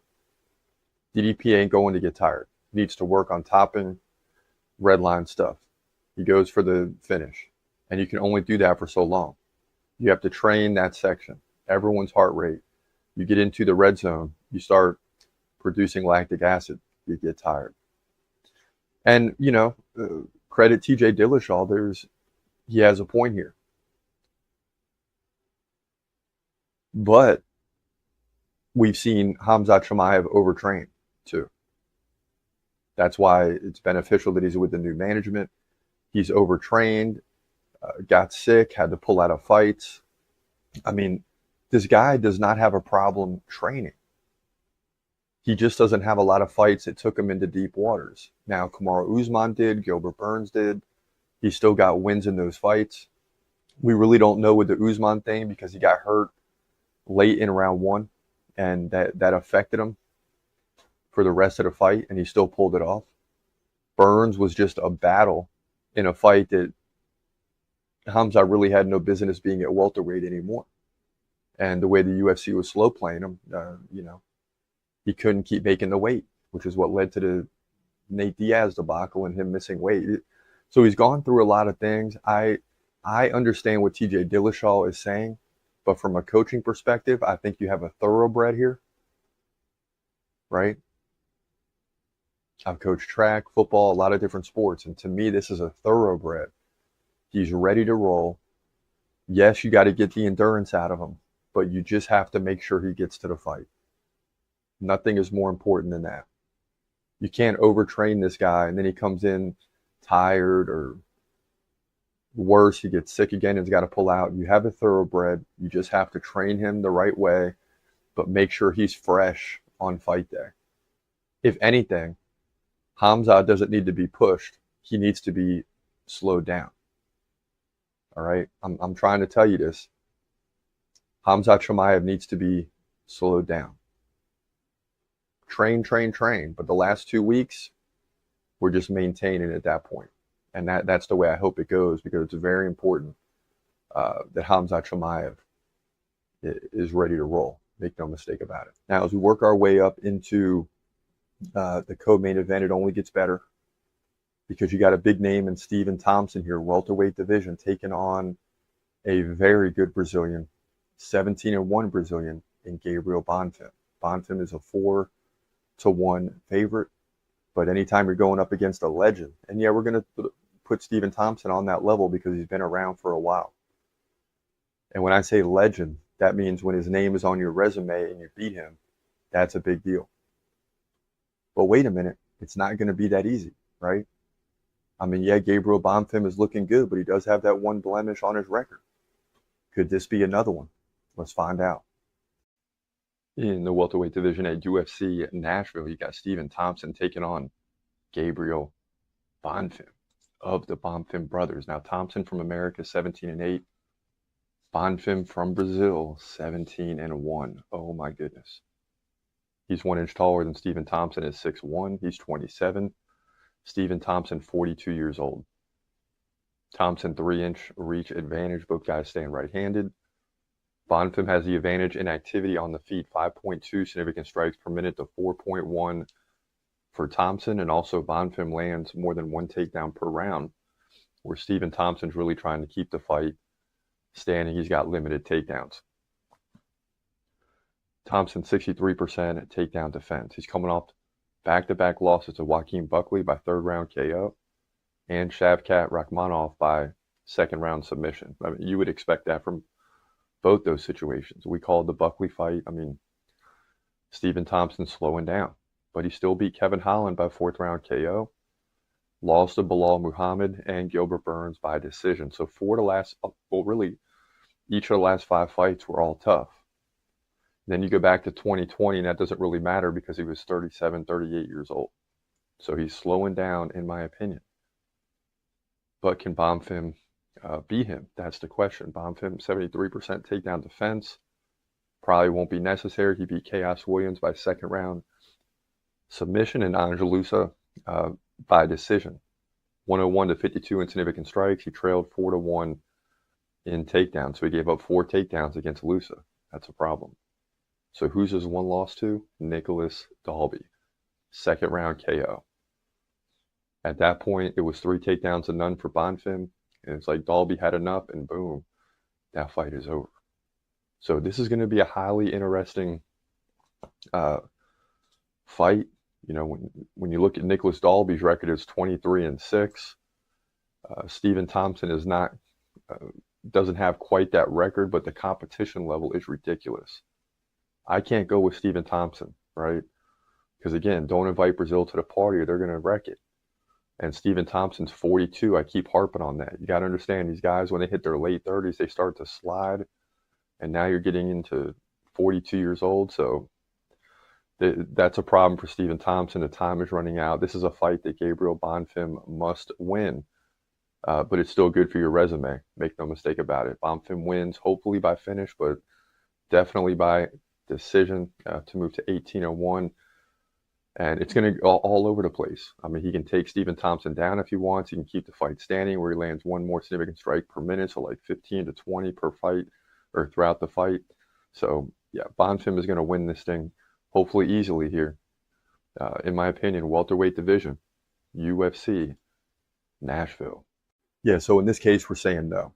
No blemish on the record, right? Gabriel Bonfim, this is a fight that he should win. He must win in order to keep marching forward. And 18-1 sounds great in that division, but he's still got a lot of work ahead of him if he wants to get to a title fight against current champ, Jack Della Maddalena, right? Islam Makhachev up in this division. There's going to be a lot of good fighters in this division. Make no mistake about it. The welterweight, and when you look at lightweight being the best division, then you go down 10 pounds to featherweight, it's ridiculous. You go up 15 pounds to welterweight, it's ridiculous. And it just all feeds off of the lightweight division. And again, you got a guy like Islam going up. You have a guy like Teixeira who went from featherweight to lightweight. And there's just a lot of things happening in those three divisions. You're watching the TCMMA podcast. And now, back to your host, Chris Cross.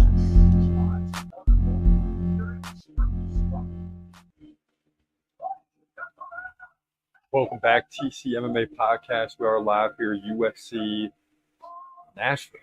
And you saw there in the prediction, we are not going with Wonderboy. Okay, the dude's 42 years old. If he wins this fight, I will be completely surprised, to say the least. Gabriel Bonfim is a very tough Brazilian, right? The guy's got one loss, 16 or 17 wins. I mean, it's crazy. It's absolutely crazy. So that's why we went with him. And guess what? You know we like the Brazilians.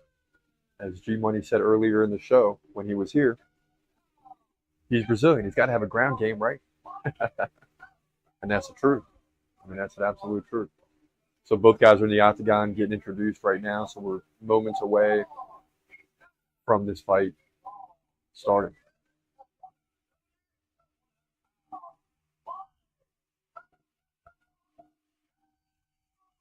When you look at Wonderboy, he looks young though. I mean, he looks 40, okay? He looks 40, but he looks like a young 40, if that makes sense. He still looks sharp. He still looks strong. But this is going to be a very, very tough situation. No doubt about it. Here we go, man. This thing's about to kick off.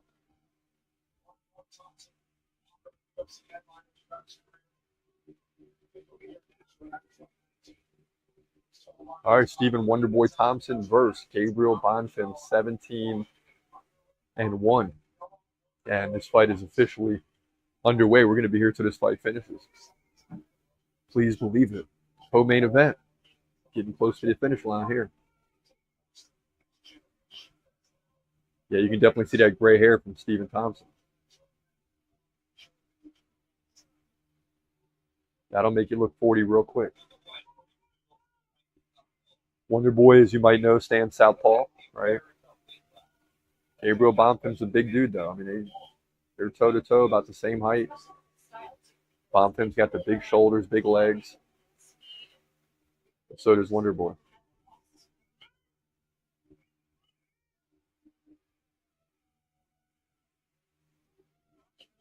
Had a decision in the last fight. Steve Garcia, Calvin Kattar, which is rare tonight. I mean, we've had a lot of finishes.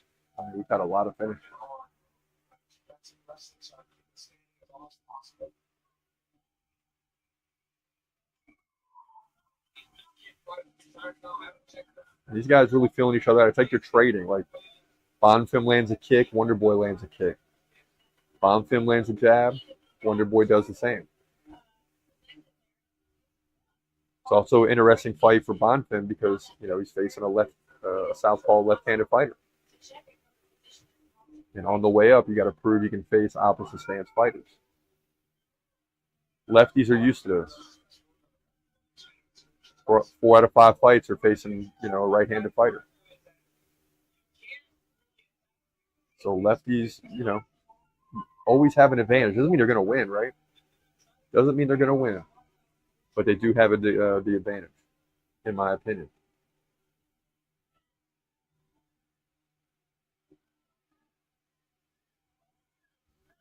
Both guys dancing around a little bit. We need some action here. We need a finish, baby. Let's go. I know the fans are with me, too.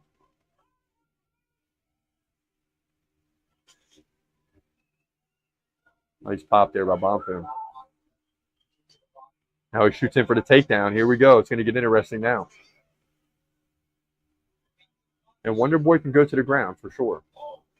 But, oh, he picks him up and he dumps him. Now things are going to get real interesting. Wonderboy gets back to his feet. He's going to try to separate their arms. He gets dumped again. And this happened earlier in the night. That should count for 2 takedowns. May not matter, though. He's getting underneath right now. Wonderboy's been here many times. He knows to keep the chin down. He knows to fight the offhand. But right now, Bonfim is utilizing wrist control. Now he locks it. Wow. It's not under the chin, but it's definitely a crank. Now he releases it and tightens it back up even harder. And boy, he's just squeezing that. That thing is, ooh, it's not underneath. And he lets it go. All right. So good job, Wonder Boy. Oh, and now Wonder Boy's on top. Look at this. He sneaks out the back door. Oh, my goodness. Crowd's loving it. Hey, Wonder Boy, I see you, baby.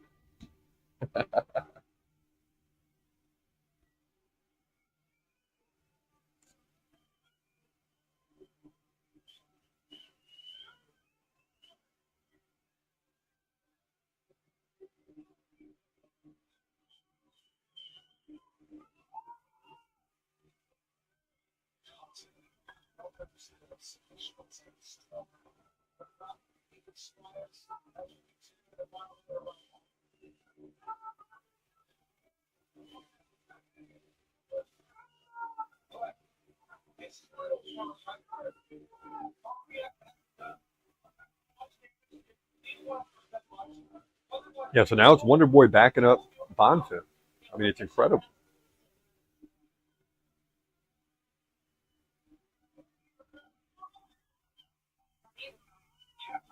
Bonfim's got to get his mojo back. Big left there.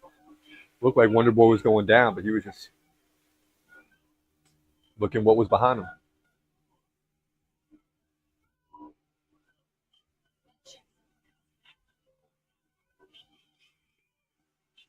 Bonfim definitely retreating. But this is a good final 90 seconds here for Wonder Boy. Getting out of the position he was in, reversing it, getting on top of Bonfim, getting it and eventually back to the feet. So, I mean, Wonder Boy's doing his thing right now. Very close round. Let me peek at the stats real quick. 11-5 significant strikes for Bonfim. No head strikes for Wonder Boy. 2 takedowns, a minute and a half of control for Bonfim. So, yeah, you got to get that round to Bonfim, in my opinion. That's just what you just got to.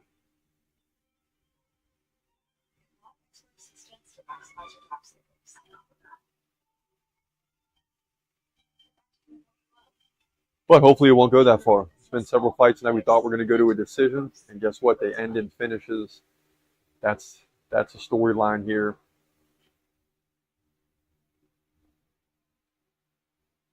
At UFC Nashville.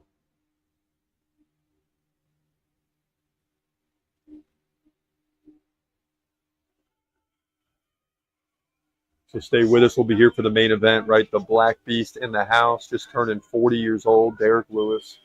So his career is winding down. And you don't know how many times you're going to get to see him, and you don't know how many times you're going to, get to see him potentially get a KO and do his whole song and dance, right?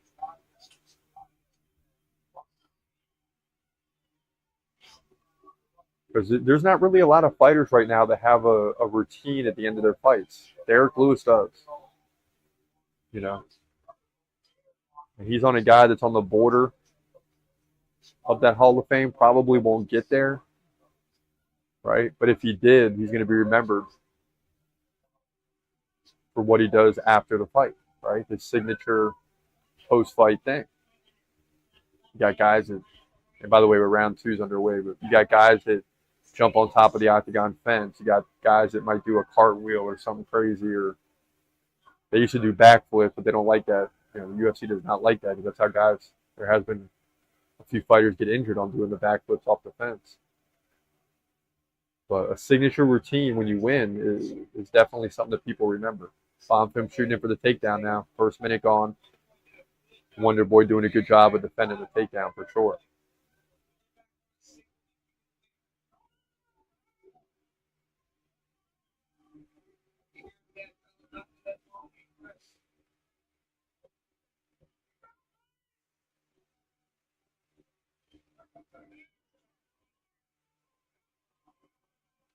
And a spinning back elbow by Bonfim misses. He gives off a little smile. And they reset in the center. So Wonder Boy's hanging tough right now. You know, you would think if you're Bonfim, you want to have a very fast-paced fight, high activity, constant pressure.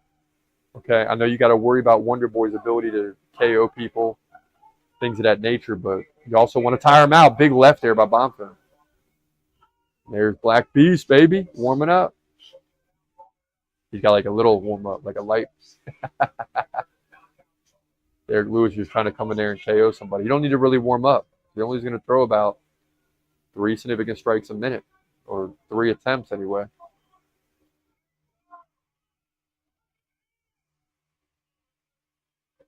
Come on, Bonfim. I mean, I see the record 17-1. It's a great record. You know, he had a setback, which is a big question mark on the resume right now. But you still see 17-1, and you think, okay, this guy's on the come up. He's got to come in here and beat the aging veteran, the 42-year-old Stephen Thompson, who's still ranked in the top 15 of the division. Wow. Huge spinning back kick nearly landed for Wonder Boy, but it didn't. 2:15 left in the round. Now Bonfim goes to the back. And we'll see what Bonfim can do this time, but Wonder Boy so far has shown the ability to defend the positions, keeping his chin down when necessary, and he's just done enough to keep the fight going, especially early in round 1.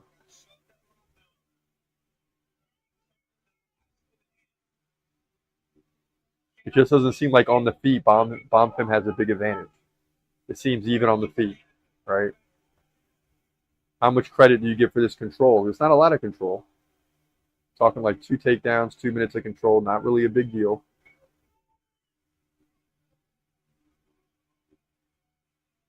Crowd booing a little bit.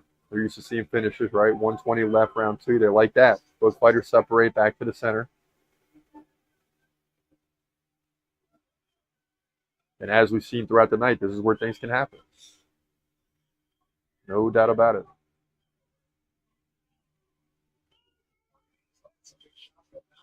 Ooh, nice leg kick. And that's the deal right there for Wonder Boy. Keep going for those high kicks, high leg kicks. They're working. Eventually one's going to land. 50 seconds here. As Wonder Boy is starting to feel himself a little bit. Oh, nice right by Bonfim, though. Oh, boy.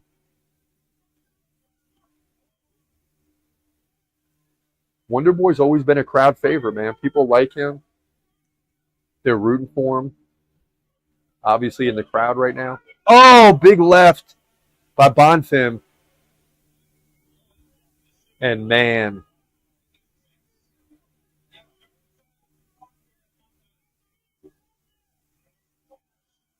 Man, you got to give it to Wonder Boy. He's maintaining his composure, though. Now he's coming back a little bit, finishing the round strong. There's a tap. 10 seconds left. Bonfim is on the run, and he ducks a leg kick, fortunately, or he was done. Big elbows now by Wonder Boy. And we got a fight, ladies and gentlemen. Going into round 3, we have a fight. Okay, now the crowd's on its feet. They're fired up. That's what I'm talking about. Let's do it. Somebody finish somebody, right? That's why we're all watching. That's why we're all watching.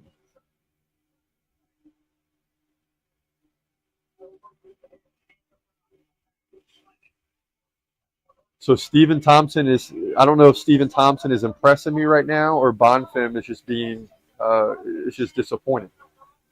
It's not like he's fighting bad. It's just, I figured there'd be more pressure. And we had both shins come together. Yeah, look at that. Wow. That was like the old Conor McGregor. Luckily, nothing happened. But he's definitely got some problems down there on the left shin of Wonder Boy for sure. And that's going to plague him the rest of this fight. How could it not? And we'll see. And the ref's really looking at it. Are they going to call the doctor in? I don't think so. And they touch gloves here. And here we go.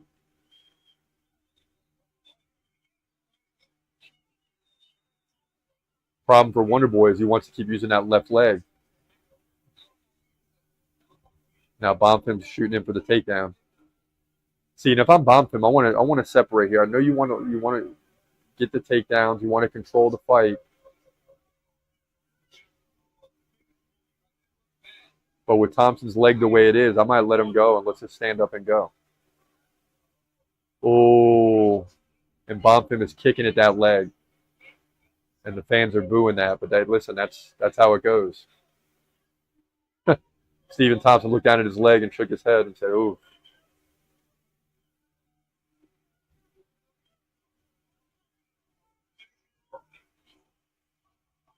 It's crazy. Thompson keeps throwing it, man.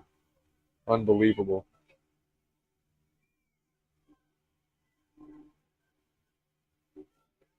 Those leg kicks by Wonder Boy are just nasty, man. He just can't land a big one, but they're nasty. There's one to the body.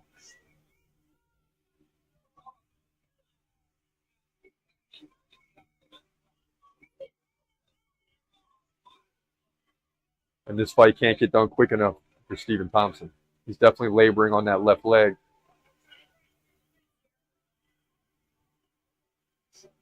Now Bonfim's going to pressure him up against the fence, back in control. And he's going to keep working on that left leg. And you know the fans see that. We all see that. And then Bonfim is kicking that leg, which is making it worse. And people are feeling some type of way. But that's the fight game. I mean, that's the way it goes. You're trying to win a fight here. It's like sometimes in football they get mad if you throw it when you're winning. It's like the game's not over till the clock runs out. Like, why do you got to change your game? That never made sense to me. Same here.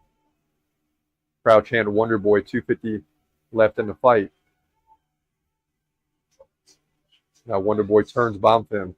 And Wonder Boy probably needs a finish here, I would believe. Let me peek at these numbers real quick.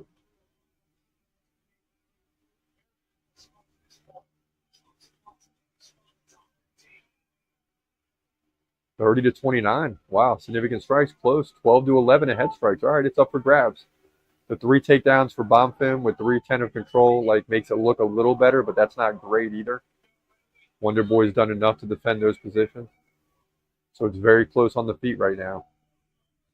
So I guess what that tells you is anything can happen.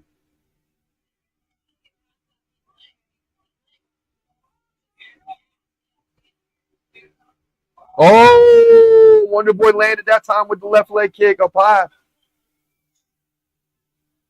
And the crowd's starting to slowly get louder and louder because they want Wonder Boy to do something here.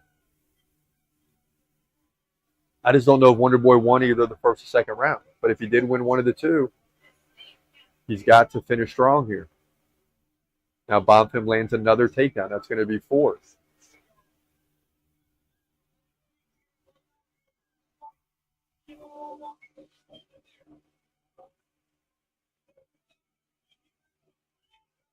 And who knows how this is going to go. Wonder Boy may lose this fight, but he's showing that at 42, he doesn't look like he's 27. Don't get me wrong. But he's definitely still able to compete. That's for sure.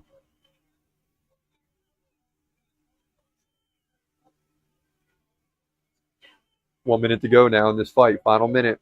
And Bonfim is leaning him up against the cage. And he's trying to run out the clock, but I don't know. I mean, you can't bank on these. He could have 5 minutes of control and still lose the fight. Just fortunately for Bonfim, there hasn't been any big shots landed on him. I mean, there's been, a leg kick here and a left hand there, but nothing huge. Now Bonfim takes this thing to the ground. The fans are booing. They don't like that. They want to see a flurry at the end, and Bonfim is doing everything to prevent that he possibly can.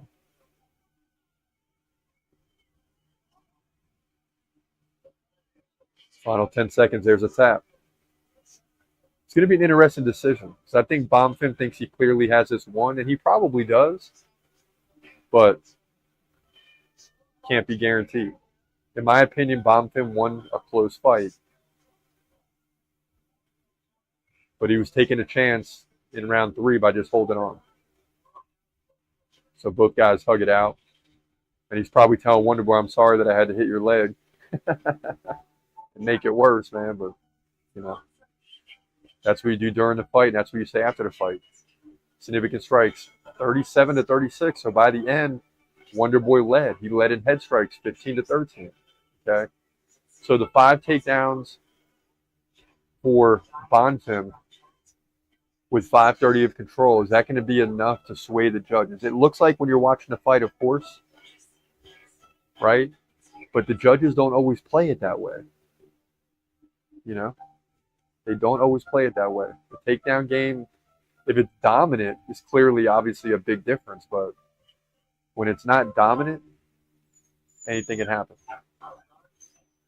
Now, Bonfim, to me, clearly won rounds 1 and round 3. Right? In those rounds, that's where he had the most takedowns and control time. I think maybe 1 takedown in round 2. I can't quite remember. But for sure, 4 takedowns in rounds 1 and 3 combined with about 4 minutes of control time, 2 minutes apiece. So that's enough to sway the judges on that round. So we'll see. You might even get a 30-27 in there. But still, a really close fight. And here we go. Both fighters coming together. Bruce Buffer's going to let us know. Split. 29-28 Thompson. 29-28 Bonfim. Oh boy. So I'm telling you, that control time doesn't always work out. Gabriel Bonfim gets the win. Okay, and we can accept that. We can accept that. But it was that close to Wonderboy getting the victory here in this fight. I mean, it was that close. But nonetheless, Gabriel Bonfim is going to move to, I believe, 18-1. Yep, he'll move to 18-1. The Brazilian did enough to get the victory. But it wasn't great. But it was enough here. Welterweight division, UFC Nashville. So, do me a favor, stay tuned because, why wouldn't you? The main event is coming up. Derrick Lewis versus the undefeated 8-0 Brazilian Tallison Teixeira. The Brazilians have had a great night tonight. So stay tuned. We're going to get into that fight next. All right, so let's jump into the Q&A. If you want to get involved in the Q&A, please subscribe to the channel, become a member. We usually look at those things first. Not necessarily people we know, but people that we see a lot. We're definitely going to read your comments and react to them. So make sure you leave comments on videos, become a subscriber, become a member. All those things help get your comments read or questions answered, is what it really comes down to. Now, Mark Crockford says about Hamza Chimaev, he says, I can tell you one thing. Hamza is not going to KO DDP. Not going to happen. Good luck to Dreykus. So, and we've seen a lot of this. I know some of you are stunned when you see these things, especially if you're a Hamza fan. You cannot believe it. But we're seeing more and more of this as we get closer to this fight. But they said the same thing about Robert Whittaker. Khalid 7-9. Hamza will submit DDP in round 1. So there you go. Mark Crawford responds to his own comment. I think you are underestimating DDP. Hamza may submit him, but I seriously doubt it. So that's where those two are. And this is the average fan in the UFC, right? These are average fans. This is what it looks like. People are going back and forth. And this is why we pay to see these fights, because we don't know what's going to happen. Hamza's number 1 in the do list, but Dreykus is number 4. So it's going to be interesting, but you already know who we got. You don't got to wait for the prediction. You already know what time it is. EP Man is back, says these top fighters are hoping that DDP wins at UFC 319 so that they don't have to face Chimaev. Yeah, I agree. They might have watched Hamza's training videos with Olympic wrestlers and thought, dang, this guy wrestling every day. And he already looked on par with top Olympic wrestlers. I don't want this smoke, man. Yeah. Most fighters want to stand and strike. There's some fighters that just want to go to the ground. And if their opponent can't stop it, it's going to be a long night. And when you see a guy like this take Olympic wrestlers to the ground with ease, yeah, you don't want that smoke. And EP Man is right on par with what he's saying. One more on Hamza. Kings Amon, OG says, we know what's going to happen. DDP will throw those huge looping punches, and Hamza will time it and take him down with ease. DDP has one chance, and it's a KO punch. Hamza will dominate without a doubt. Yeah, and we're not going to disagree with you. We're not going to disagree with you. We absolutely believe what you're saying. Now the question to me really is, will Hamza go right in for the takedown, which obviously DDP is expecting. So will it be a little bit of gamesmanship for the first minute or two? Will Hamza make it appear like he's trying to strike and then wait for DDP to relax and then go in for the takedown? That's what I want to see, because I think DDP is expecting it, although everyone expects it and no one can stop it. So if I'm Hamza, I'm just going right in for it immediately without a doubt, right? I mean, he's done it to Usman, he did it to Robert Whittaker, so, you know, that's just a way you continue doing it. And Usman at the time was like 95% or maybe even 100% takedown defense. So we'll see what Hamza wants to do. Now, in terms of Curtis Blades and Rizvan Kuniev, which if you missed that fight last night, Blades won by split decision. Tavone, I believe, says Kuniev won that. Blades was lucky. That fight ruined my parlay with Fiziev and Roundtree. Wow, that would have been a great parlay. Fiziev, Kuniev, Roundtree. And, you know, it gets broken up by a split decision. That stinks. I've been there. At Dig says, wow, he dominated so much. Talking about our video saying Jamal Hill will dominate Khalil Roundtree Jr. And, you know, go ahead and give it to us. We deserve it. We're 9-12 on the year. It's been a terrible year. Our wins and losses are right on par where they've always been. Right up and down the card, our wins and losses are equal to what they are every year. We're usually over 100 wins and losses by the end, right? Like 300 plus wins, 200 plus losses, right? We're usually plus 100 overall. We're headed that way right now. But in the main event, we're just struggling. And that thing gets highlighted when you're 9-12 on the year. So go ahead and give it to me. I deserve it, man. It is what it is. And here's more. Grizio, I believe, says, just pack it in, bro. Yep. Then you got another one just laughing at me. That's all good. And Slim Jimmy said Hill dominated. Yeah. So, you know, people are getting on me today. I expect it. We actually get more comments when we're wrong. So it's kind of good for the show sometimes. At Brim says, should be titled Jamal Hill will get dominated. Ha ha ha. Yeah, maybe I should go change the title. BMG Park, after 2 eye pokes, a knee, a cut, and a swollen eye. Are you kidding me? I know. And you know what? During that fight, I was running back and forth. To be honest with you, I had to go get some air condition again because it's 90 to 100 degrees in the shed right now. So I was tracking the fight, but I had to take a break at that time. And I missed certain aspects of it. When I'm tracking, I'm looking at the ESPN app as the stats. And then the fight stopped for like 3 or 4 minutes. I'm like, what is going on? Which was great because I got some extra AC. But I kind of missed what was going on there. That's not a fight I wanted to miss, but it just turned out that way that I had to miss that one in order to make it through the next 4 fights or however many fights came after that. But yeah, that was a long, drawn-out fight, one of the many decisions on the night. In terms of Paulo Costa and Roman Kopylov, you should have bet on Paulo's pullout. I know, right? I mean, that's like a 50-50 coin flip right now. It might even be 60-40 for the pullout. So not much to be made there. At Brandon Cuffey says, Blades, better wrestler. If not, this is even on the feet, in my opinion. And of course, that was before the fight on the prediction.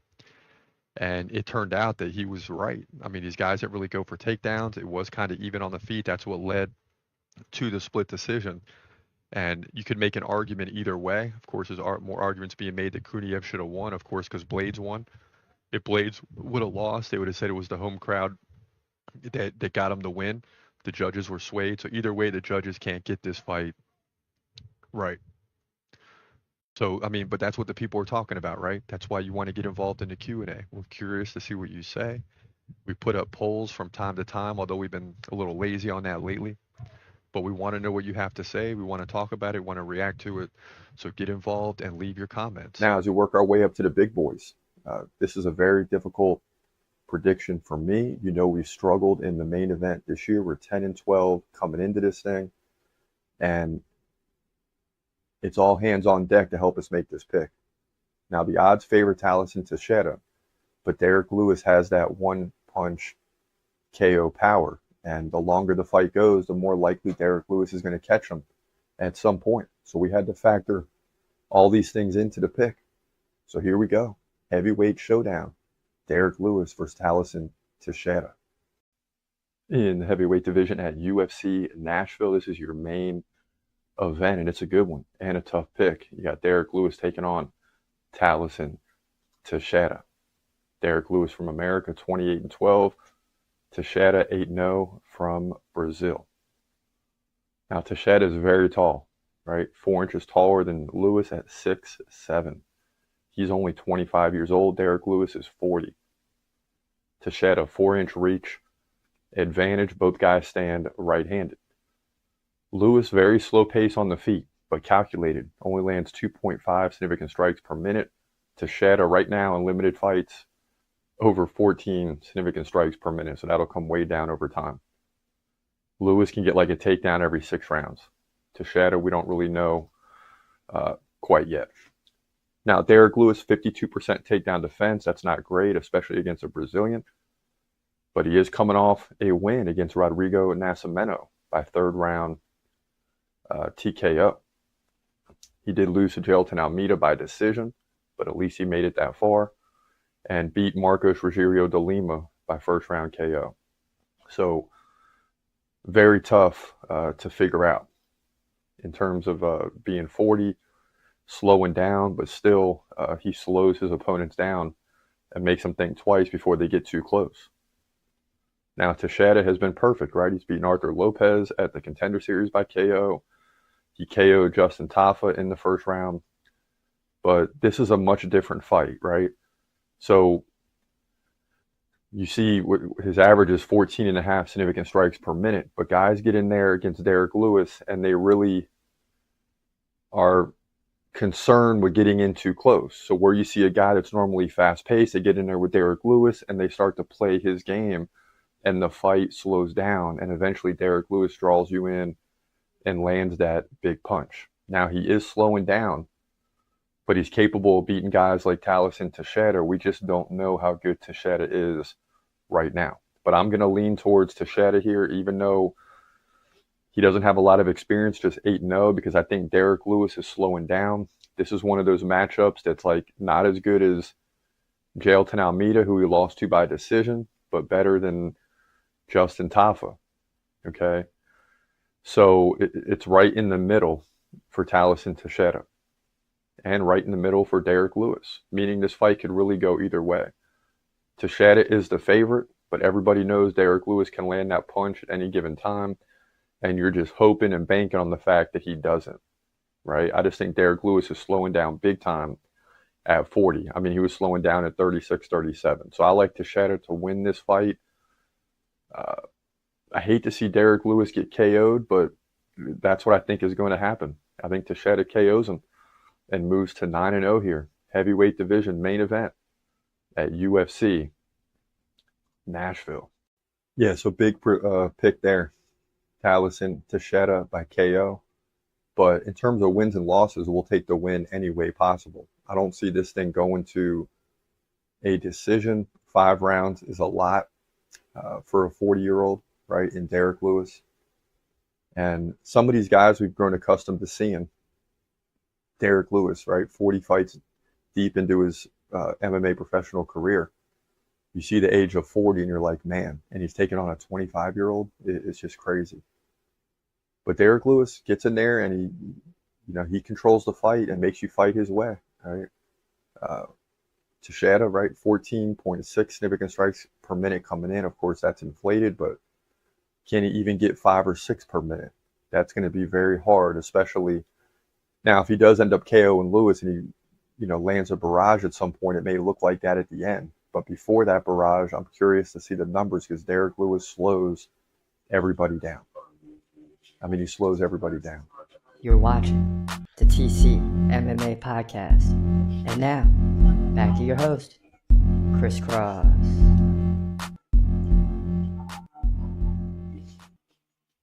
Welcome back. It's your boy Chris Cross. This is the TCMMA podcast, and we're getting ready for the main event And you know who it is, right? Derrick Lewis versus Tallison. Teixeira. Both guys, neither guy has started making the walk yet. So we got some time here, so just be patient. This fight is coming up, and hopefully it doesn't last long. The thing with Derrick Lewis is that he finds ways to slow his opponent down. This is what we've talked about in the lead up to this. We have put so much emphasis on the main event, especially now because our record is awful at 10-12. I know just this week someone said, "What's your record on the year, if you don't mind me asking?" Well, which record?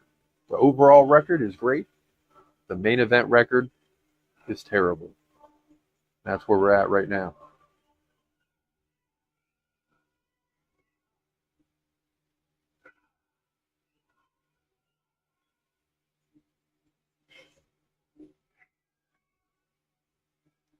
And it looks like Derrick Lewis is about to make his walk to the octagon.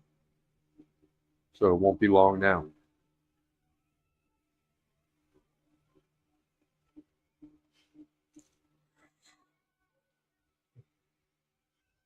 I hear the hip hop in the background, so I know that's got to be Derrick Lewis, right? Nope, that's Tallison Teixeira. This guy is huge, man. This guy is definitely a beast. We got beast versus beast in this one. Make no mistake about it. Tallison Teixeira, a perfect 8-0. But regardless of Derrick Lewis is 40, is 8-0 enough? Is it enough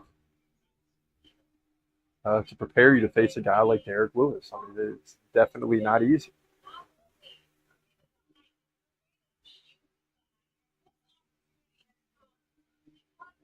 And, you know, I always say this about football, but he's like a team nowadays that will come in and run the football. And you got these teams that are fast-paced, no huddle, things like that. And Derrick Lewis is a team that runs the football, takes you completely out of your normal game plan, chews up the clock.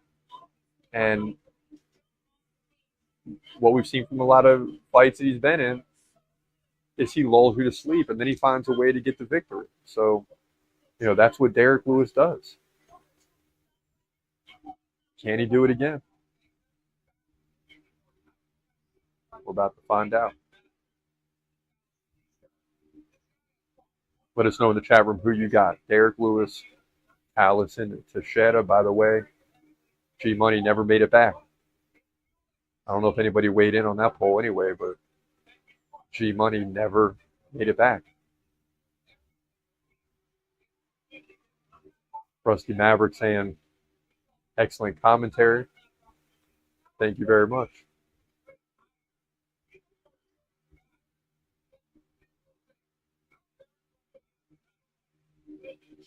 So in the poll, 100% say G Money will return. Well, he's only got about a few minutes here. I don't know if G Money's going to make it back. There's his seat right there. Right, it's still empty now. It's a nice chair though. But G Money has not made it back. It's likely he will not make it back. We don't have that confirmed or anything like that, but that's just the way it seems right now.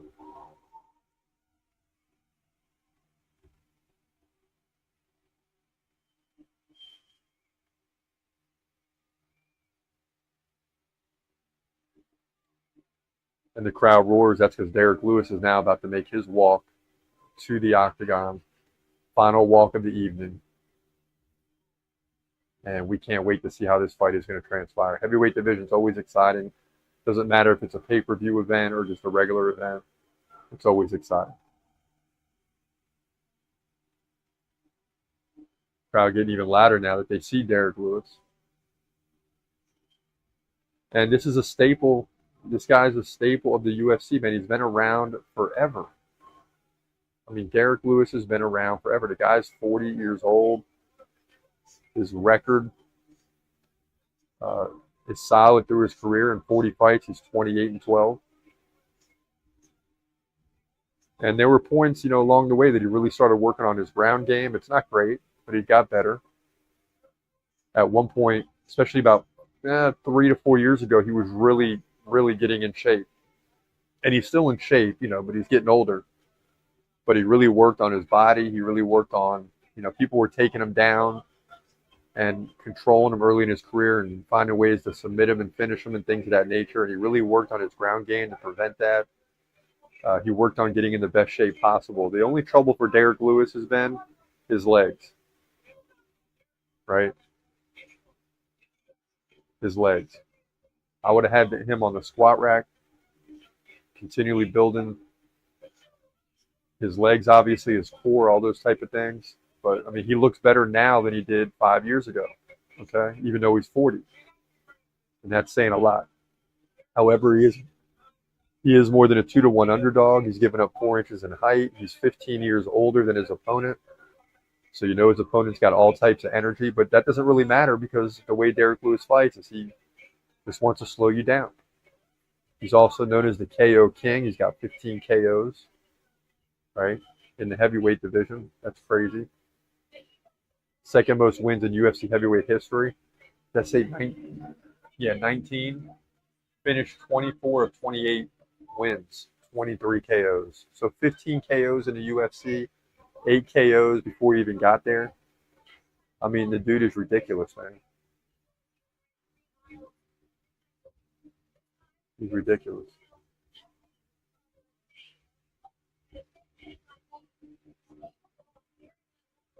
God, and they're saying he runs 6 miles every other day? Holy cow. So the big battle for him is his legs. Just as you get older, you start to lose your legs. But the guy looks like he's in shape, man. Every time you see him, it's just a little bit better. Crouch in, Derrick.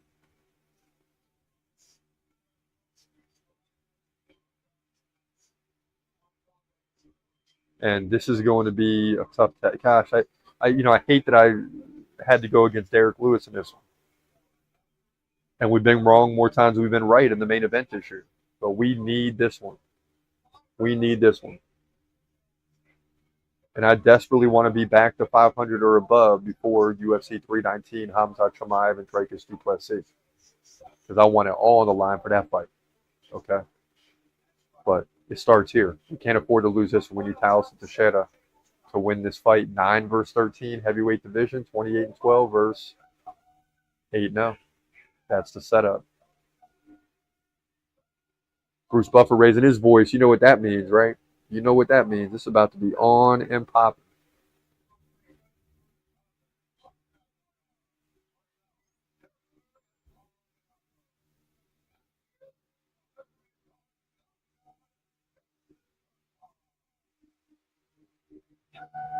And now. Yes, sir.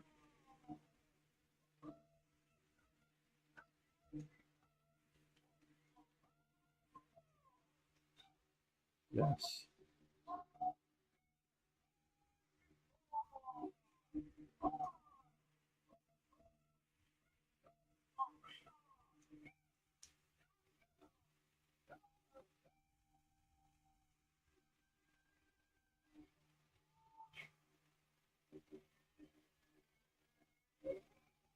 Time. Let's go.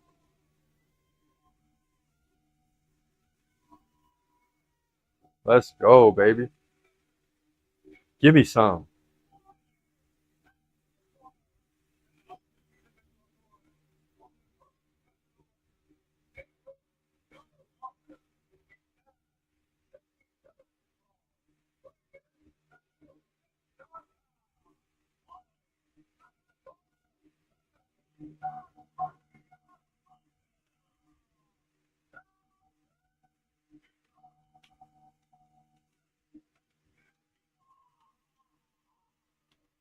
All right, so Shadow's introduced. Here comes Derrick Lewis.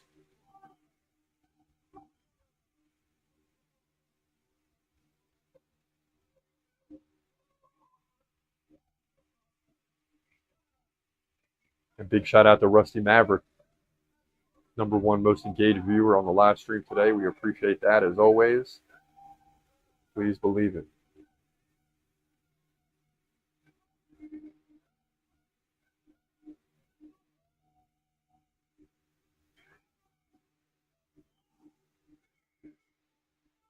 The Black Beast, baby.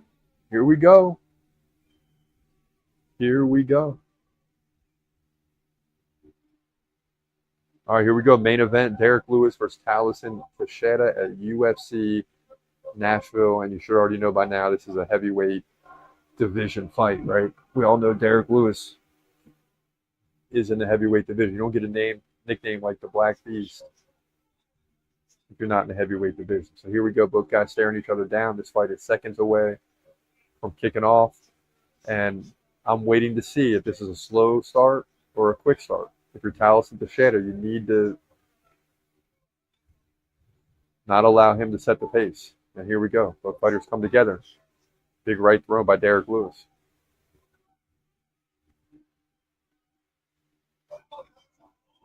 Oh, Tallison goes down. No. Derrick Lewis pounding away, trying to finish. Oh, boy, Tallison's in trouble, man. That's it? Why did the ref stop the fight, bro? Why did the ref stop the fight?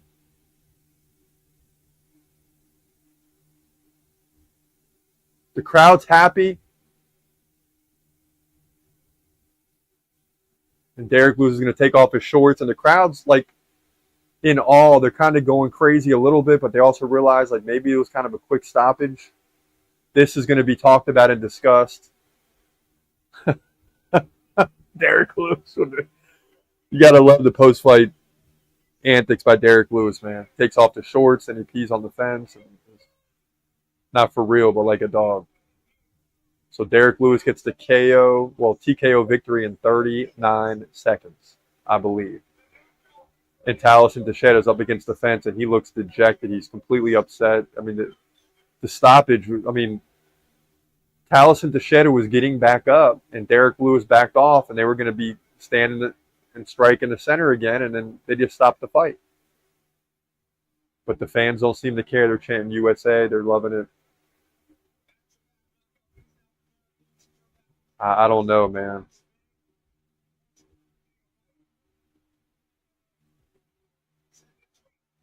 Wow. I need to see this replay. I can't go to the end of this until I see this replay. Here we go. Okay. So Derrick Lewis takes a left, boom. Lands it right over the top. Comes back, misses it with the left. All right. Wow, and Derrick Lewis got poked. Can't even see, but boom, he lands it right anyway. And it kind of like, after getting poked, he just got mad. Boom, Tallison goes down on a big left. Derrick Lewis comes in with a big right. Now they're going to reset it from a different angle. Beam. Yeah, that left really landed on Teixeira. And I'm just now realizing we lost this main event too. We're 10-13. It's just terrible. Yeah. So Tallison, starts backing off, and then he's getting pounded with the right a little bit, but he's rolling around. He's getting away from it. He's getting back to his feet. Okay, now he's getting hands off and turned around. Dude, terrible stoppage. Terrible stoppage. Terrible stoppage. As much as I like Derrick Lewis, terrible stoppage. Bad stoppage. One of the worst I've ever seen. But because Derrick Lewis won, the fans love it, and it is what it is. Heavyweight division, UFC Nashville. Yeah, so very disappointing finish. Make no mistake about it. But that's the way it goes, man. That's the way it goes. Until next time, this your boy Chris Cross. Appreciate y'all watching. We'll see you again next week.